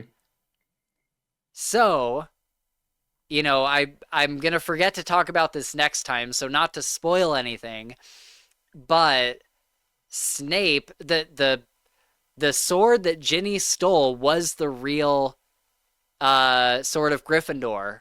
So it Snape, wasn't Dumbledore swapping it out beforehand. It was yeah, Snape really. Snape swapped it out with a fake and turned that one into Gringotts. Hmm. So that's a big, like a big hint for stuff that happens later. But yeah, I always think that's super interesting when they talk about it here outside the tent, because it's like, oh, you guys don't even know. Or the portrait that they hide from Grimmauld Place. And because they're like, well, there's another one in Snape's office, so he could have him go back and forth and see what we're doing. And that wasn't in the movie either. Nope, that wasn't in the movie, and they put the blindfold on him. I thought Yeah, that he was gets kind of so cool. Yeah, Obscuro. Um, mad. so yeah, that's pretty cool. And they get a lot of information from him. He kind of lets on that they are like being hunted because at that point they didn't know that they were like actively being hunted. Mhm, And so he kind of lets on that it's not really safe for them to go anywhere too public. mhm. And then I also like how Rowling brings back previous like plot points that previously seemed insignificant. So like the prophet or yeah, the prophet is calling Harry undesirable number one, and lots of people are believing it. But the Quibbler has previously been this like yellow rag magazine where it's like, Sasquatch sighted wherever, all these like wild conspiracy Yeah. theories and stuff, and talks about like Crumplehorn Snorkax. But now that nobody like actually believes the Quibbler, he's changed and he's reporting on things that are real, like Harry Potter is like he's still alive and he's taking down Voldemort and we should all be in support of Harry Potter. And it's interesting to see because if you think about people's perception of the Quibbler, like now it's this thing for truth instead of these random like wild stories. I just think it's so cool how that kind of flip-flopped. Yeah. Okay, let's talk about Ron losing his cool. What did you guys think about this? Losing his cool and leaving? I don't know. I feel like the movie did a better job of that than the book Oh, did. okay. Yeah. Yeah, I would probably agree, although I shouldn't. I can't quite recall how the book did it or what the differences were, but I did just watch the movie and I thought it was a really good scene, Yeah. mostly due to just their acting is so Hmm. good. Oh my Mhm. Yeah. god, they're just Yeah. incredible, dude. Yeah. Agree. Yeah, the movie wasn't too different from the book. Um the book I think puts a little bit more emphasis on Hermione like crying every night after Ron leaves and how like broken up she is about it. Um but I like the idea that Ron and Hermione, to a lesser extent, are on this journey with Harry, and they're like, "I thought you knew what you were doing. Like, I thought that you had some plan from Dumbledore that you just like weren't telling us about." And Harry stands there and he's like, "I've told you everything I know. I've told Yeah. you that I've told you everything I know." And they're like, "Yeah, but I just thought there was something that you weren't telling us." It's like, "No, I've told you everything." So that But was would not have made a difference to me. You know what I mean? It's he told you what he told you and you went into it. That's not on him that you thought like, oh, he had some other like big right. plan. Yeah. I thought that was really unfair to Harry. Oh yeah. Ron was a total like jerk this entire time. Like, and Mhm. part of it's due to the necklace, and he does talk about later, when as soon as he leaves, he realizes that he makes a mistake and he like tries to come back, but he couldn't find them. Yep. And so on the one hand, it's like, maybe a lot of it was due to the necklace or like high tensions or whatever. But yeah, it's a brutal, brutal scene for sure. I did love this scene from the movie where, because this isn't even in the book, where Hermione and Harry are dancing in the tent. They like there's some song on the radio and they start like dancing together. And it really made me think about their friendship. And I love it so much. And you can see it especially in this book and in the last book. They're very like cuddly. They're very like they like hold hands when things are tough and stuff, but they are absolutely friends. Like there is nothing romantic going on with them. Yeah, And they're more like a brother or sister thing, you know. Mhm. yeah. And so I, Yeah. I love I love seeing those kind of relationships Yeah. in fantasy because we don't really see that much. And especially for like maybe young people reading this at the time, it kind of shows that there are different kinds of relationships. It's not just like one or the other. It can Yeah. be like a mix of both, or it can be like you know, someone that you treat like a sister or whatever. And so I just I love their friendship so much because it's so different than anything we see in other fantasy books, I think. Mm-hmm. Agree. So then it's Christmas Eve and they go to the graveyard. They finally decide to go to Godric's Hollow and they find a memorial to the Potters.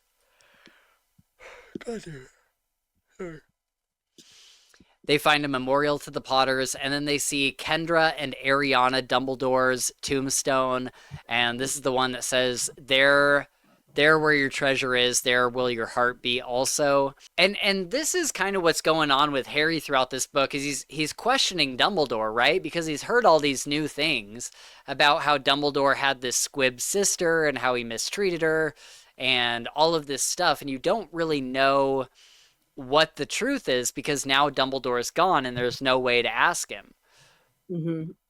And so in the graveyard, he is deeply saddened that he and Dumbledore had never gone to the cemetery together. He had never known that Dumbledore was from Godric's Hollow. And he's like, that could have been something that we could have like bonded over. Yeah, talked And about. yeah, and so it's really sad that he'll never really get that. Well, it's like a 'Cause big theme throughout the whole thing where he's like, I never really asked Dumbledore about himself. I yeah, didn't inquire in any way about who Dumbledore was and his life and outside of this whole Voldemort thing. So that was really interesting. yeah, it's like we were so focused on just the whole like big picture, like immediate action stuff that we never thought to like take an afternoon and ask him about his life or whatever, you know? Mm-hmm. And it's really sad. Yeah. Uh, they go by Ignotus's grave. This is Ignotus Peveril, the owner of the Cloak of Invisibility. Then they find the Potter's grave. Last enemy that shall be destroyed is death. Hermione helps Harry grow a wreath of flowers, and this was a beautiful thing in the movie where they're just like standing there in front of the grave, and she like grows the wreath of flowers because he didn't have any flowers to put on it. He's like, I wish I had brought Mm-hmm. something. And she's able to do that for him, and they just kind of stand there and look at the tombstone together. Okay, Sam, what did you think of the whole Bathilda Bagshot scene? Um, it made more sense in the book than it did in the movie for me. But it was still a surprise for me because I felt like I hadn't understood it when I watched the movie, not having read the book. And now it made much more sense to me that Voldemort had kind of set this up and put Nagini in the body beforehand, assuming that he was going to show up. So that was a really great scene to read to get more context from. Hmm. Yeah, because in the movie, it doesn't even really explain like why Nagini is there or like Just jumps how. right into the fight scene, pretty Yeah. much. Yeah, all of a sudden Nagini just comes out and it's like, oh my God. And they're battling throughout the house, which was cool visuals in the Yeah. movie. Gotta say, really Hmm. cool. Yeah. Yeah, but you didn't understand the whole like wanting to talk to Harry alone and not speaking until they had Harry alone because it was going to be parcel tongue and Hermione would have immediately called it out. And so yeah, that was a really great scene in the books. Yeah, yeah. In the movie, they definitely don't have any way of telling you that this is parcel tongue that Harry is hearing. Mm-hmm. And so that's a cool little reveal as well. Yeah. Right before that, they see a dark house at the end of the road. The right side of the top floor is all blown apart. The dark magic does not allow it to be repaired with like Reparo or anything. Mm-hmm. And then Harry touches the gate, which exposes a sign that says, on this spot, on the night of October 31st, 1991, Lily and James Potter lost their lives. Their son Harry remains the only wizard to ever have survived the killing curse. This house, invisible to muggles, has been left as a monument to the Potters and as a reminder of the violence that tore apart their family. And then other wizards and witches had signed their names or left messages saying things like, "Good luck, Harry, wherever you are." And Hermione is like, "They shouldn't have defaced this." And Harry's like, "No, I love this." Like, people were going to the house to write on it to say, like, "We still Wish him support the you." best. Yeah. Yeah, and it Mhm. made him feel like people were still out there to, you know, people were still out there rooting for him. Yep. And Mhm. this is before they even hear Potter Watch. So, Yeah. pretty cool. Um, Hermione breaks Harry's wand, the wand that he's had since the very beginning. As she fires a blasting curse at Nagini and it breaks apart. Yeah, that was That's annoying. crazy. Like, Kind of annoying, yeah. because like she saved his life. Like Mhm. she saved his life, and I get like wanting to be like upset about it and whatnot, but like she didn't do it on purpose, and she saved your life. Right. Did it explain why it got destroyed? Yeah, because she Yeah, cast a blasting curse at Nagini, and his and it wand was right next rebounded. to it, and so it Yeah, blew up Oh, his wand. okay, yeah, that's right. yeah. But one thing that was like my biggest takeaway from what we read so far was that Hermione is so underappreciated, and you Yeah. get Yep. in one part of the book where I think Ron says something. And he's like, "Well, I expected you to know Hermione." And it's like, you guys wouldn't have made it 1/10 of the way that you have made it Yep. without Hermione. Yeah. So stop acting like she's not really like the backbone of this group and got you where you are. You Yep. take Yeah. what she has given you for granted so much, and it is so frustrating. Yeah. Yeah, for sure. And Ron even says at the beginning, near the beginning of the movie, Harry's like walking away from the burrow, and Harry's like Ron is like in the middle of the night. Harry's walking away. Ron comes up and he's like, "Hey, stop! Like, where are you going?" And Harry tells him, he's like, "Well, come with me then." And he's like, "Without Hermione?" He's like, "We won't make it a second without Hermione." And Harry's like, "Ah, you're right." And he turns back and they go back to the burrow. And so I liked that little recognition of like, we're not Yeah. gonna make it without Hermione. There's no way. Yeah. But Hermione had her own annoying moments in this book where she's like, "Harry, you have to stop, doing the visions with Voldemort." And he's like, "I don't know how. I never learned." And like, even in his dreams, it'll happen and then she'll get upset. He's like, "It's in my dream. What do you want me to do?" Like, chill, woman. Lay off, Well, lady. Lay off. it was very much like the Half-Blood Prince, where Harry's like, "Here, it's make it this way, and the potion will be better." And she's like, "That's not what the book says." Yeah, Right, yeah. And that frustrated me. That really right. frustrated me. Where it was like, just shut up, Well, she's got to shut stay up, true to listen. her very uptight, upright character. Yeah. Yeah, yeah. What did you think Sam was did you ever know about Dumbledore's biography in the movies? Was this the first time you had really heard like Yeah. what people were saying happened with like Grindelwald and all that?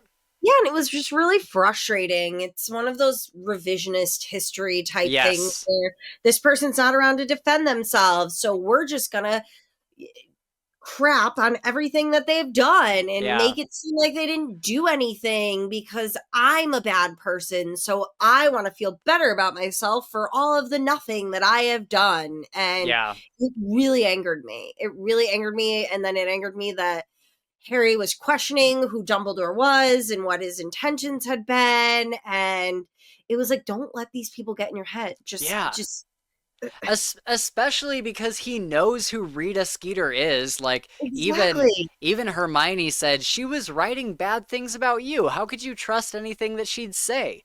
Yeah. And he was just constantly questioning Dumbledore. Yeah. Yeah, it was too bad for sure. Yeah. And then I loved Hermione. There's like a moment of exasperation, and she says, "He loved you. I know he loved you." And with everything we're about to find out in the next part of the book, remember that Dumbledore really did love Harry. Despite everything that's going to be revealed in the next part of the book, he did love Harry. No, because I know what like comes up, and what Dumbledore knew would have to happen with Harry in the end and whatnot. But I don't think there was ever a question that Dumbledore cared for Harry. Yeah, for sure, for sure. Harry hears odd sounds outside the tent, which ends up being Ron. He sees the silver doe, who leads him to the water where the sword is. Harry jumps into the water, and the necklace starts to choke him, and then Ron saves him. And Harry tells him that he has to stab the Horcrux. This was a cool scene. I liked the whole like following the doe and all of that, and then Ron kind of showing up this way and having to be the one to stab the Horcrux, and the Horcrux kind of like directly attacking Ron, showing him like Harry and Hermione together. And then afterwards, Harry's like, it's not like that with us. Like, you know that. Or he's like, I thought you knew that. The movie, that part was awesome in the movie. So good. So good. Such a good depiction. And the thing I even noticed about the movie is that the book specifically says that the Horcrux, Harry and Hermione, looked like 10 times more beautiful than they were in real life. And if you watch the movie, the Horcrux Harry is very like smooth skin, very like elegant looking, and then Hermione is like gorgeous. Like she's got like all this, I'm sure, like makeup and stuff on that, and her hair is like, I don't know. I was just like, man, they really it's just this one line in the book that specifically said they were more beautiful than they were in real life, and the movie actually did that. I thought that was kind of cool. I mean, not that Emma Watson isn't like gorgeous any day of the week, but I ran into her once in real life. Wait, what? I ran into her once in real life. She went to Brown in Providence, Rhode Island, and I went to Johnson, Wales, and our campuses essentially overlap. I mean, Rhode Island's like this big. And I lived on the side of town that was more Brown's campus than anything. And I walked by her on Thayer Street once. So yeah, I mean, I didn't say anything to her, but it was like, still, that's pretty cool though, you know? Why didn't you say anything? Because I'm just like not that type of person, you know. Neither am I. I'm like, if that was me, like she's here, she wants to be like a normal person. Yeah, that's my thought too. I'm like, I don't need to fanboy right now. She's going to class. Like it's not, you know, if it was like at, you know, like a signing or at like a movie premiere, that's different. But I don't want to bother anybody. I thought it was cool enough just to be like walking by her as like a normal person. For sure. Like even just knowing that, I'd be like, dude, that's awesome. Yeah, and I can tell that to my kids someday. Yeah. So I did see her once. I definitely wouldn't be able to help myself. I'd ask for a picture or something, or at the very least, I'd like try to catch her attention, just be like, "Hi, like I know who you are." Like, no, it was very like we were walking at each other on Thayer Street, and there wasn't enough time like once recognizing, but it was just like, oh my god, like she definitely noticed I noticed her, but I just kept walking. Yeah. That's so I'm cool. not saying anything. She probably just walked off with a little smirk on her face, you know? Yeah. That's so great. Yeah. So Ron tells them that Voldemort's name is jinxed and it's tracking anybody that uses it, because this whole time throughout all of the books, Ron's been like, don't use his name, and Harry's like, no, I'm gonna use his name. And then always says his name. And then finally, in this book, they officially like jinx the name, and so now it actually means something when he says it. Well, you find out later that it was because Voldemort knew that Harry, of all people, would use his name freely. Right. You know? So, yeah. And sure enough, as we get into it later, you know, Harry like straight up uses the name, and they get caught and everything. Yeah. I love the scene where Ron in the movie where Ron proposes a vote to go see the Love Goods, and Hermione's absolute look of disdain for him, like when she's like, I think we should go see the Love Goods, and Harry's like, why would we do that? And Ron just like steps in the middle. He's like, we should put it to a vote. I vote to go see the Love Goods. And she's like mad at him, and she just like looks at, like, there's like these long moments of her just like staring daggers at him, and he's just like sitting there all with like all innocent, just like, I vote to go see Love Goods, and she's just like, ugh, like, because she knows what he's trying to do. Yeah. It's so funny. I love it. This movie had really good comedic moments to lighten up the dark stuff. Yeah. I thought Luna's bedroom was really cool. She's painted a giant mural of Harry, Ron, and Hermione. And Neville is up there and too. Neville, yeah. And Harry was like, it seemed like there was chains all around it, but it was actually a repeating word, friends. And Harry just like swells with affection for Luna. I was like, oh man, like So sweet. she's so underrated. There's a really, and I think this scene is when, like, after Harry and them are getting snatched by the Snatchers or whatever Yeah. they were called, the Stealers. Yep, Snatchers. Yeah, in the movie, it pans to Neville on the train on the way to Hogwarts. Yeah, And they come on the train, and he stands up and says, "Hey, losers, he's not here." right. And then it just stops, and I was like, "Way to go, Neville, dude!" Yeah, That was way to awesome. go. Like, Way to cool go. stuff you just did right there. Yeah. Way to be a He's the tough best guy. glow up out of anyone. Oh, for Yeah. sure. Class-wise For sure. in the Hands down. Yeah. Yeah. So we get some great scenes when we finally get to Ron getting Potter Watch to work. We get some great quotes here. Lupin is on the radio, and this is after obviously Harry has told him to go back to his family and everything, and whoever is doing the Lee Jordan, or whoever's doing the radio, he says, what would you tell Harry if you knew he was listening right now? And Lupin says, I'd tell him that we're all with him in spirit, and I'd tell him to follow his instincts, which are good and nearly always right.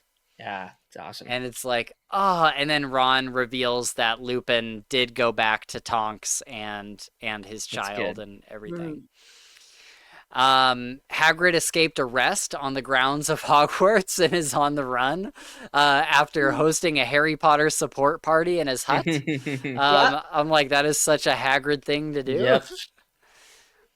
But yeah, Potter Watch emboldens Harry and fills him with good spirit to hear others having faith in him and withstanding Voldemort.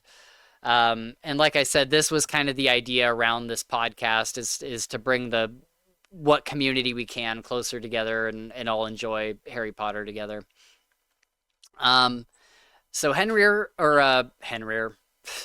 Harry says the name, and they all get taken to Malfoy Manor. We learn that Fenrir has like a weird thing with like young girls. That was really uncomfortable. Well, he was the one that they talked about in earlier books where they said he would like purposely turn people, right? That was him that they were talking. Yeah. Yeah. Yeah. When we talked about how soft her skin looked, I was like, oh, ew. Yeah. ugh, Okay. ugh. Yeah. Gross. I was like, I already knew you were bad, but now you're creepy. Yeah. Yeah. Creepy wolf. And they were going to give Hermione to him at the end. Like, Bellatrix was going to give her to him. Yeah. And I was like, oh, this is just... Yeah, it would have been all sorts of bad. Yeah. It's manacled all over again. It is. I was going to say it, but I was like, I think it's too much and it's not canon, like, but that's what I was thinking. I was like, was I reading manacled for a second? Because that's what it felt like. Yep. Mm-hmm. I like that Draco is reluctant to confirm their identities, and he doesn't like give up the trio to Voldemort because Harry's got the jinx on him or whatever, and they're like, Draco, like, is this Harry? He's like, I don't know, I can't tell. And he's like, is this Ron? He's like, it could be, like, I don't really know, like, I don't know them that well.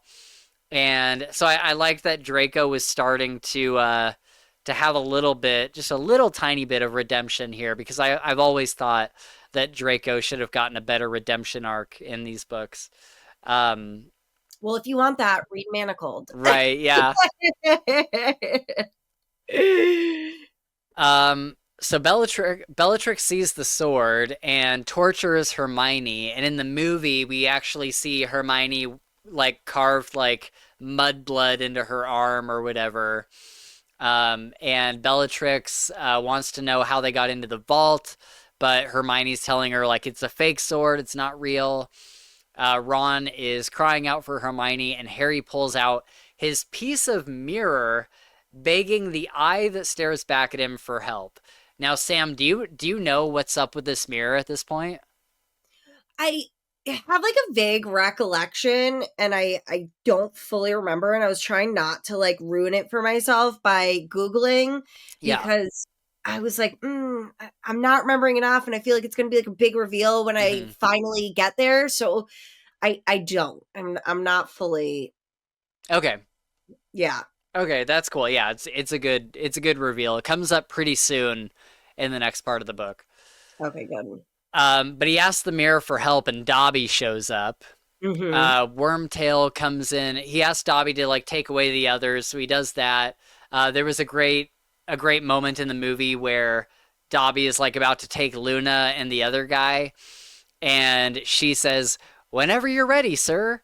And Dobby turns towards Harry's like, "Sir, I like her very much." Like, I love him. So Wormtail comes in, and they expel the wand from his hand. He like puts his hand around Harry's throat. He's like choking him. And then Harry's like, "I saved your life. Like, I didn't give you up to the Marauders when they wanted to kill you."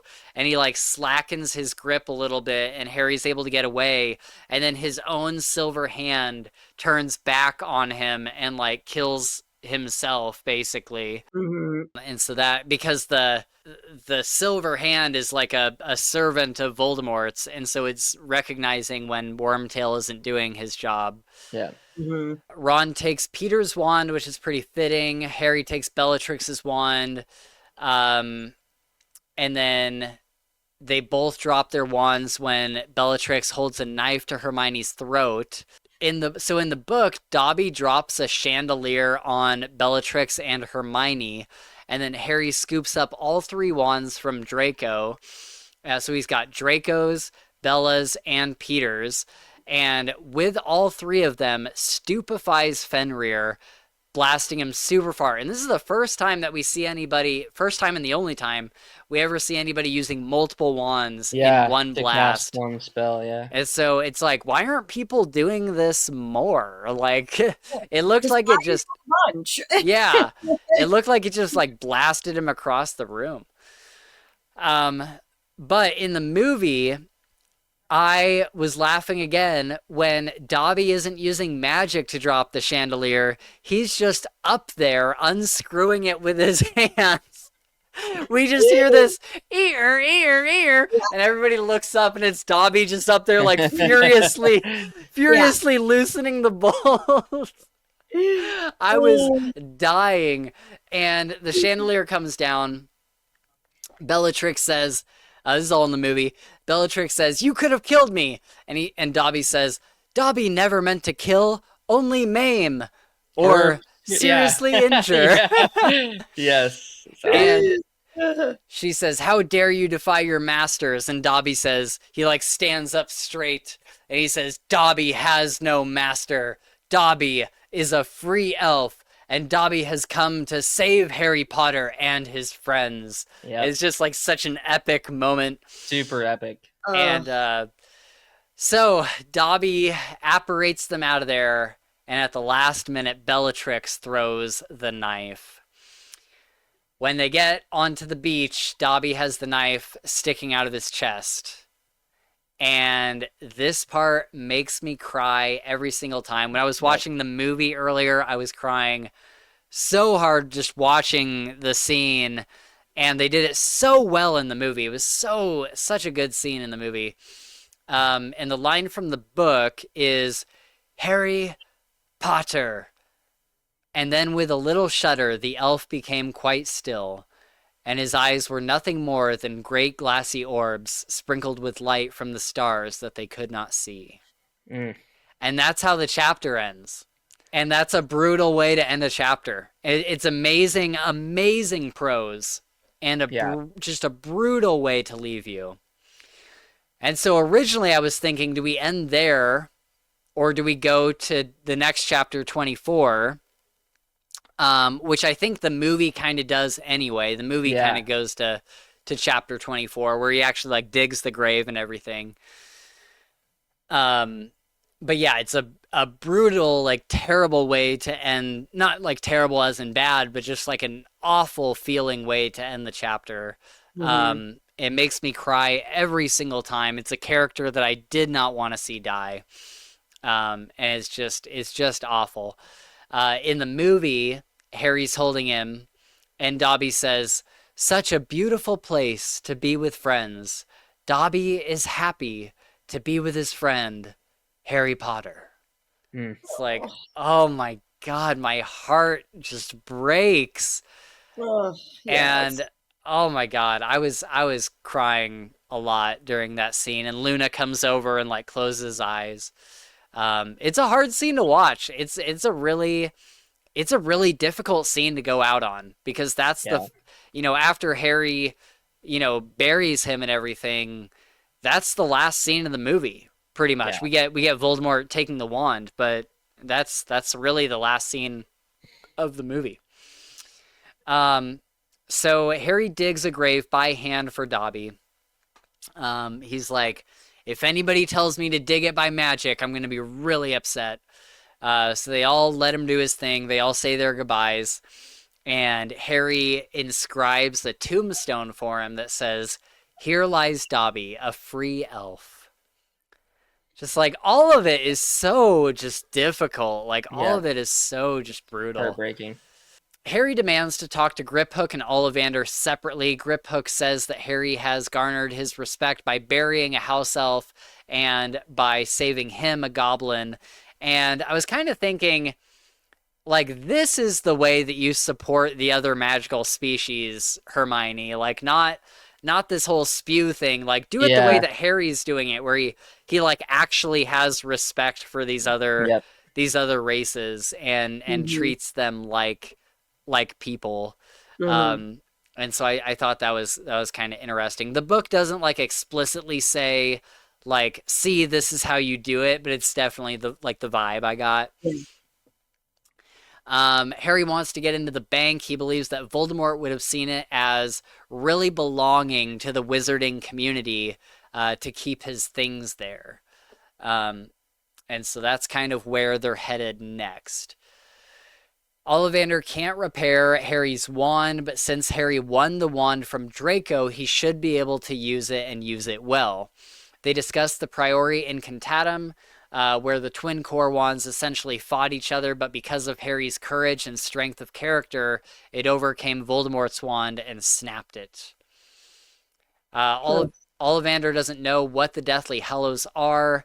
Harry knows that Dumbledore had the Elder Wand, but Voldemort has just taken it. Harry believes that he wasn't meant to go after the Elder Wand. Dumbledore didn't intend that. Harry is to go after the Horcruxes. And I think we learn a lot in this book about, the people that have gone after the Elder Wand and wanting power and all of that. And that's not the character that J.K. Rowling is writing. She doesn't want a character that like seeks power just to have like the biggest gun, basically. Um, and so I think it's good that Voldemort ends up with the Elder Wand, because I think it tells you a lot about where his intentions are and where his like heart is, basically. And for Harry to overcome, I mean, there's a magical reason for it for sure that Sam may not even really know about. I'm not sure, because I can't remember if the movie explicitly talks about it, but there is a magical reason why Harry wins in the end, even though Voldemort doesn't have the Elder Wand. And so I'm glad that she went that route rather than having Harry dig up the magical MacGuffin that's going to save the day. Yeah.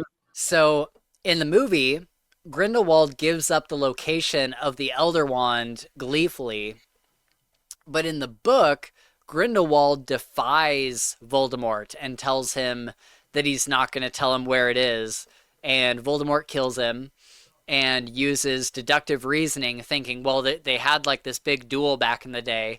Maybe Dumbledore took the wand from Grindelwald. And yeah, that's pretty much where we leave off. In the movie, we see Voldemort going to the tomb and like desecrating the tomb. He like cracks it in two, and he's like leaning over Dumbledore, and he's kind of like sneering at him, and he pulls the wand out of his hand, and that's where we leave off. And that's also kind of where chapter 24 ends as well, as Harry having this vision of Voldemort taking the wand and trying to explain to Ron that it would be too late if we tried to go now. Yeah. So what we can look forward to is Harry and the other two, Hermione and Ron. They're on their way to the bank to see what Voldemort has stashed there. So yeah, that's where we end it. That's where we end it. Great. Yeah. So what did you guys think now that we've discussed it a little bit? Have your thoughts like changed on the book, or are you still waiting for part 2? I mean, no, I think after talking about it, my thoughts changed a little bit. Like I said, I never didn't like it. Mm-hmm. It was kind of, but now after talking about it, it's going to be good to have all that going into book 2. Yeah. As much as part 2. Yeah. As much as I just kind of want the end to happen, but yeah, for sure. Yeah, I mean, as someone who was a movie first and now book second person, so much more makes sense to me, and I appreciate the movies so much more, even though I already loved them, but just so many other little things make sense. So I'm really excited to just, to finish this and see how I will then, start the movies from the beginning again and really see how it impacts it fully as a big picture type of thing. So I'm really excited for that. Yeah. Do you think, now that you've read the books, do you think these are books that you'll like come back to in years ahead? Like, obviously you're going to want a huge break because it's been a lot of Harry Potter, but I mean, I would maybe come back to like the last like 2 or 3 books, maybe. Yeah. But I honestly think it'll be more of I'll want to rewatch the movies more often. Yeah, those are awesome. Yeah, the movies. So. The movies are great. I was really, I said this at the beginning, but I was really, really surprised with this movie and just how accurate it was. Yeah. Because you guys know me. I complain every step of the way when something isn't accurate to the source material. Me? No. And so I was like, man, if this movie is like somehow pleasing me, then they did a good job. They did a pretty good job with the movie. There was definitely some context missing, and I was going to ask Sam before we go here, was there any like specific context that you learned in this book where you're like, oh my God, I'm so glad that I learned that? Definitely Creature's story yes. with Sirius's brother. That was a big one. Mm-hmm. It's kind of like the end where we cut off with like the going to the vault, Bellatrix's vault. That was context that I absolutely did not have. Yeah. Context that I thought I would get and I didn't get was the Ron and Hermione thing. I just kind of felt on both fronts when he ran away. I didn't get it either way. I didn't understand that he thought like Harry and Hermione, like it was like a jealousy thing. I don't feel like I really got that from either one of them until it was revealed. And it's like, okay, I understand your reasoning, but I didn't really catch the lead up to it. I guess it was really, I thought it was more of the Horcrux type of thing. I think Ron leaving was a lot of chickens coming home to roost. I think it was like this jealousy with, Harry and Hermione's relationship where, he sees them because there's that one point in the book where Harry and Hermione are figuring out that you can kill a Horcrux by stabbing it with either the sword of Gryffindor or a basilisk fang. And they're over in the corner getting super excited about this. And Ron is like, did you want to include me in this celebration? Like, he's all like weirdly jealous. And so there's little things like that that kind of point to that. But I think a lot of it was, if you think about Ron as a character, he has always been kind of spoiled by his parents, even though they're very like poor or whatever. He's used to his mom taking care of things. He's used to dinner being on the table. He's used to coming downstairs for breakfast and having everything be okay. And so for now for him being out on his own for the first time, he's like, "Oh, we have to like find food, don't we? Like we have to like take care of our own like comforts." And it's kind of a shock for him as somebody who's been such a mama's boy for the past 17 years. Mm-hmm. And so I think that was a big part of it, where he's like, I just wasn't expecting it to be this difficult. I thought it was going to be a lot more fun, like on the road with my friends kind of Yeah. thing. And I think that when he realizes that it's not, he kind of has, coupled with the necklace being around his neck, it all kind of comes home to roost, where he's having a bad time. He thought that Harry would have a better plan. He thought that he would like know more about what he was doing. Mhm. He is jealous about Harry and Hermione, and all of those things working in conjunction with each other is just like, I'm out of here. I'm tired of this. Mhm. And so I think, maybe that could have been spelled out a little bit better. Mhm. But I think it's it's really interesting because the book also doesn't really, I think, do a good job of letting you know just how long they're on the road together. This is like months and months and months and months of them being on the road. This is over like a long, like the entire school year. Mhm. Um, and the book doesn't really do a good job of informing you like Mhm. how time is passing. And Yeah. so I think it kind of seems like he just like freaks out all of a sudden. But by the time he had freaked out, this had been like months of no plan, not really knowing where they're going, not really knowing like how to even destroy a Horcrux, like all these big Mhm. uncertainties all kind of lead to him being like, this is dumb, I'm out of here. Um, so yeah, it's really interesting. And then for him to come back, I really like that Hermione like didn't forgive him at first. Like Harry was a lot more forgiving because, Ron had just pulled him out of the pond where he was drowning, and so he kind of Yeah. has Mhm. to forgive him. Um, Mhm. but Hermione's like, no, screw that. Like, I don't care that you're back. You come back and you say hi. Like, what do you mean hi? Yeah. Like it's oh Yeah. man. And then I like in the movie where Ron is like he's telling them about the Deluminator and how it like brought him back to the group, and like he heard Hermione's voice, and it like the ball of light went into his heart, and that like guided him towards the tent. And he like tells Hermione this, and you see her face like soften. And then the next scene is Harry and Ron on the like sitting on the bed, and Ron's like, "Do you think that she's gonna be mad at me forever?"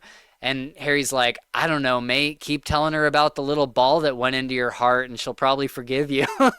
Yeah. Yeah. He's like, it seemed like that really touched her. Yeah. So So yeah, good stuff. I'm excited to kind of wrap this up. It's bittersweet for me because I could talk about Harry Potter like every single day of the week. But I know that we're kind of we're getting to the point where we're ready to wrap up Harry Potter and move on to the Farseer trilogy or whatever we're doing next. And yeah, I'm excited for new things to start with the podcast and everything. So I'm looking forward to wrapping this up, and I'm also just really looking forward to like Sam just getting to experience the book, like the end of the book. Mhm. Because as close as the movies are, the this next book is a whammy for things that are Yeah. revealed and extra Yeah. like context clues and stuff. Mhm. So very cool. Well, I'm looking forward to it. Thank you guys so much for hanging out today and talking about Harry Potter with me as always.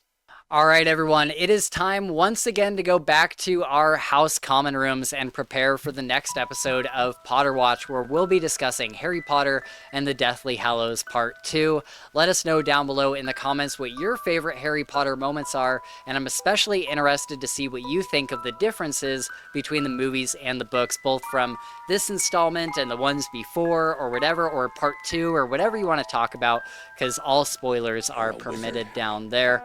Again, you can reach out to us on Twitter, Discord, and Patreon, which are all linked below. We always love chatting with you guys, so please reach out. But that's it for us today. Thank you so much for hanging out with us, and until next time, always remember that if there's one thing that we've learned from Harry Potter so far, it's not about how big your wand is, but how you use it. Amen.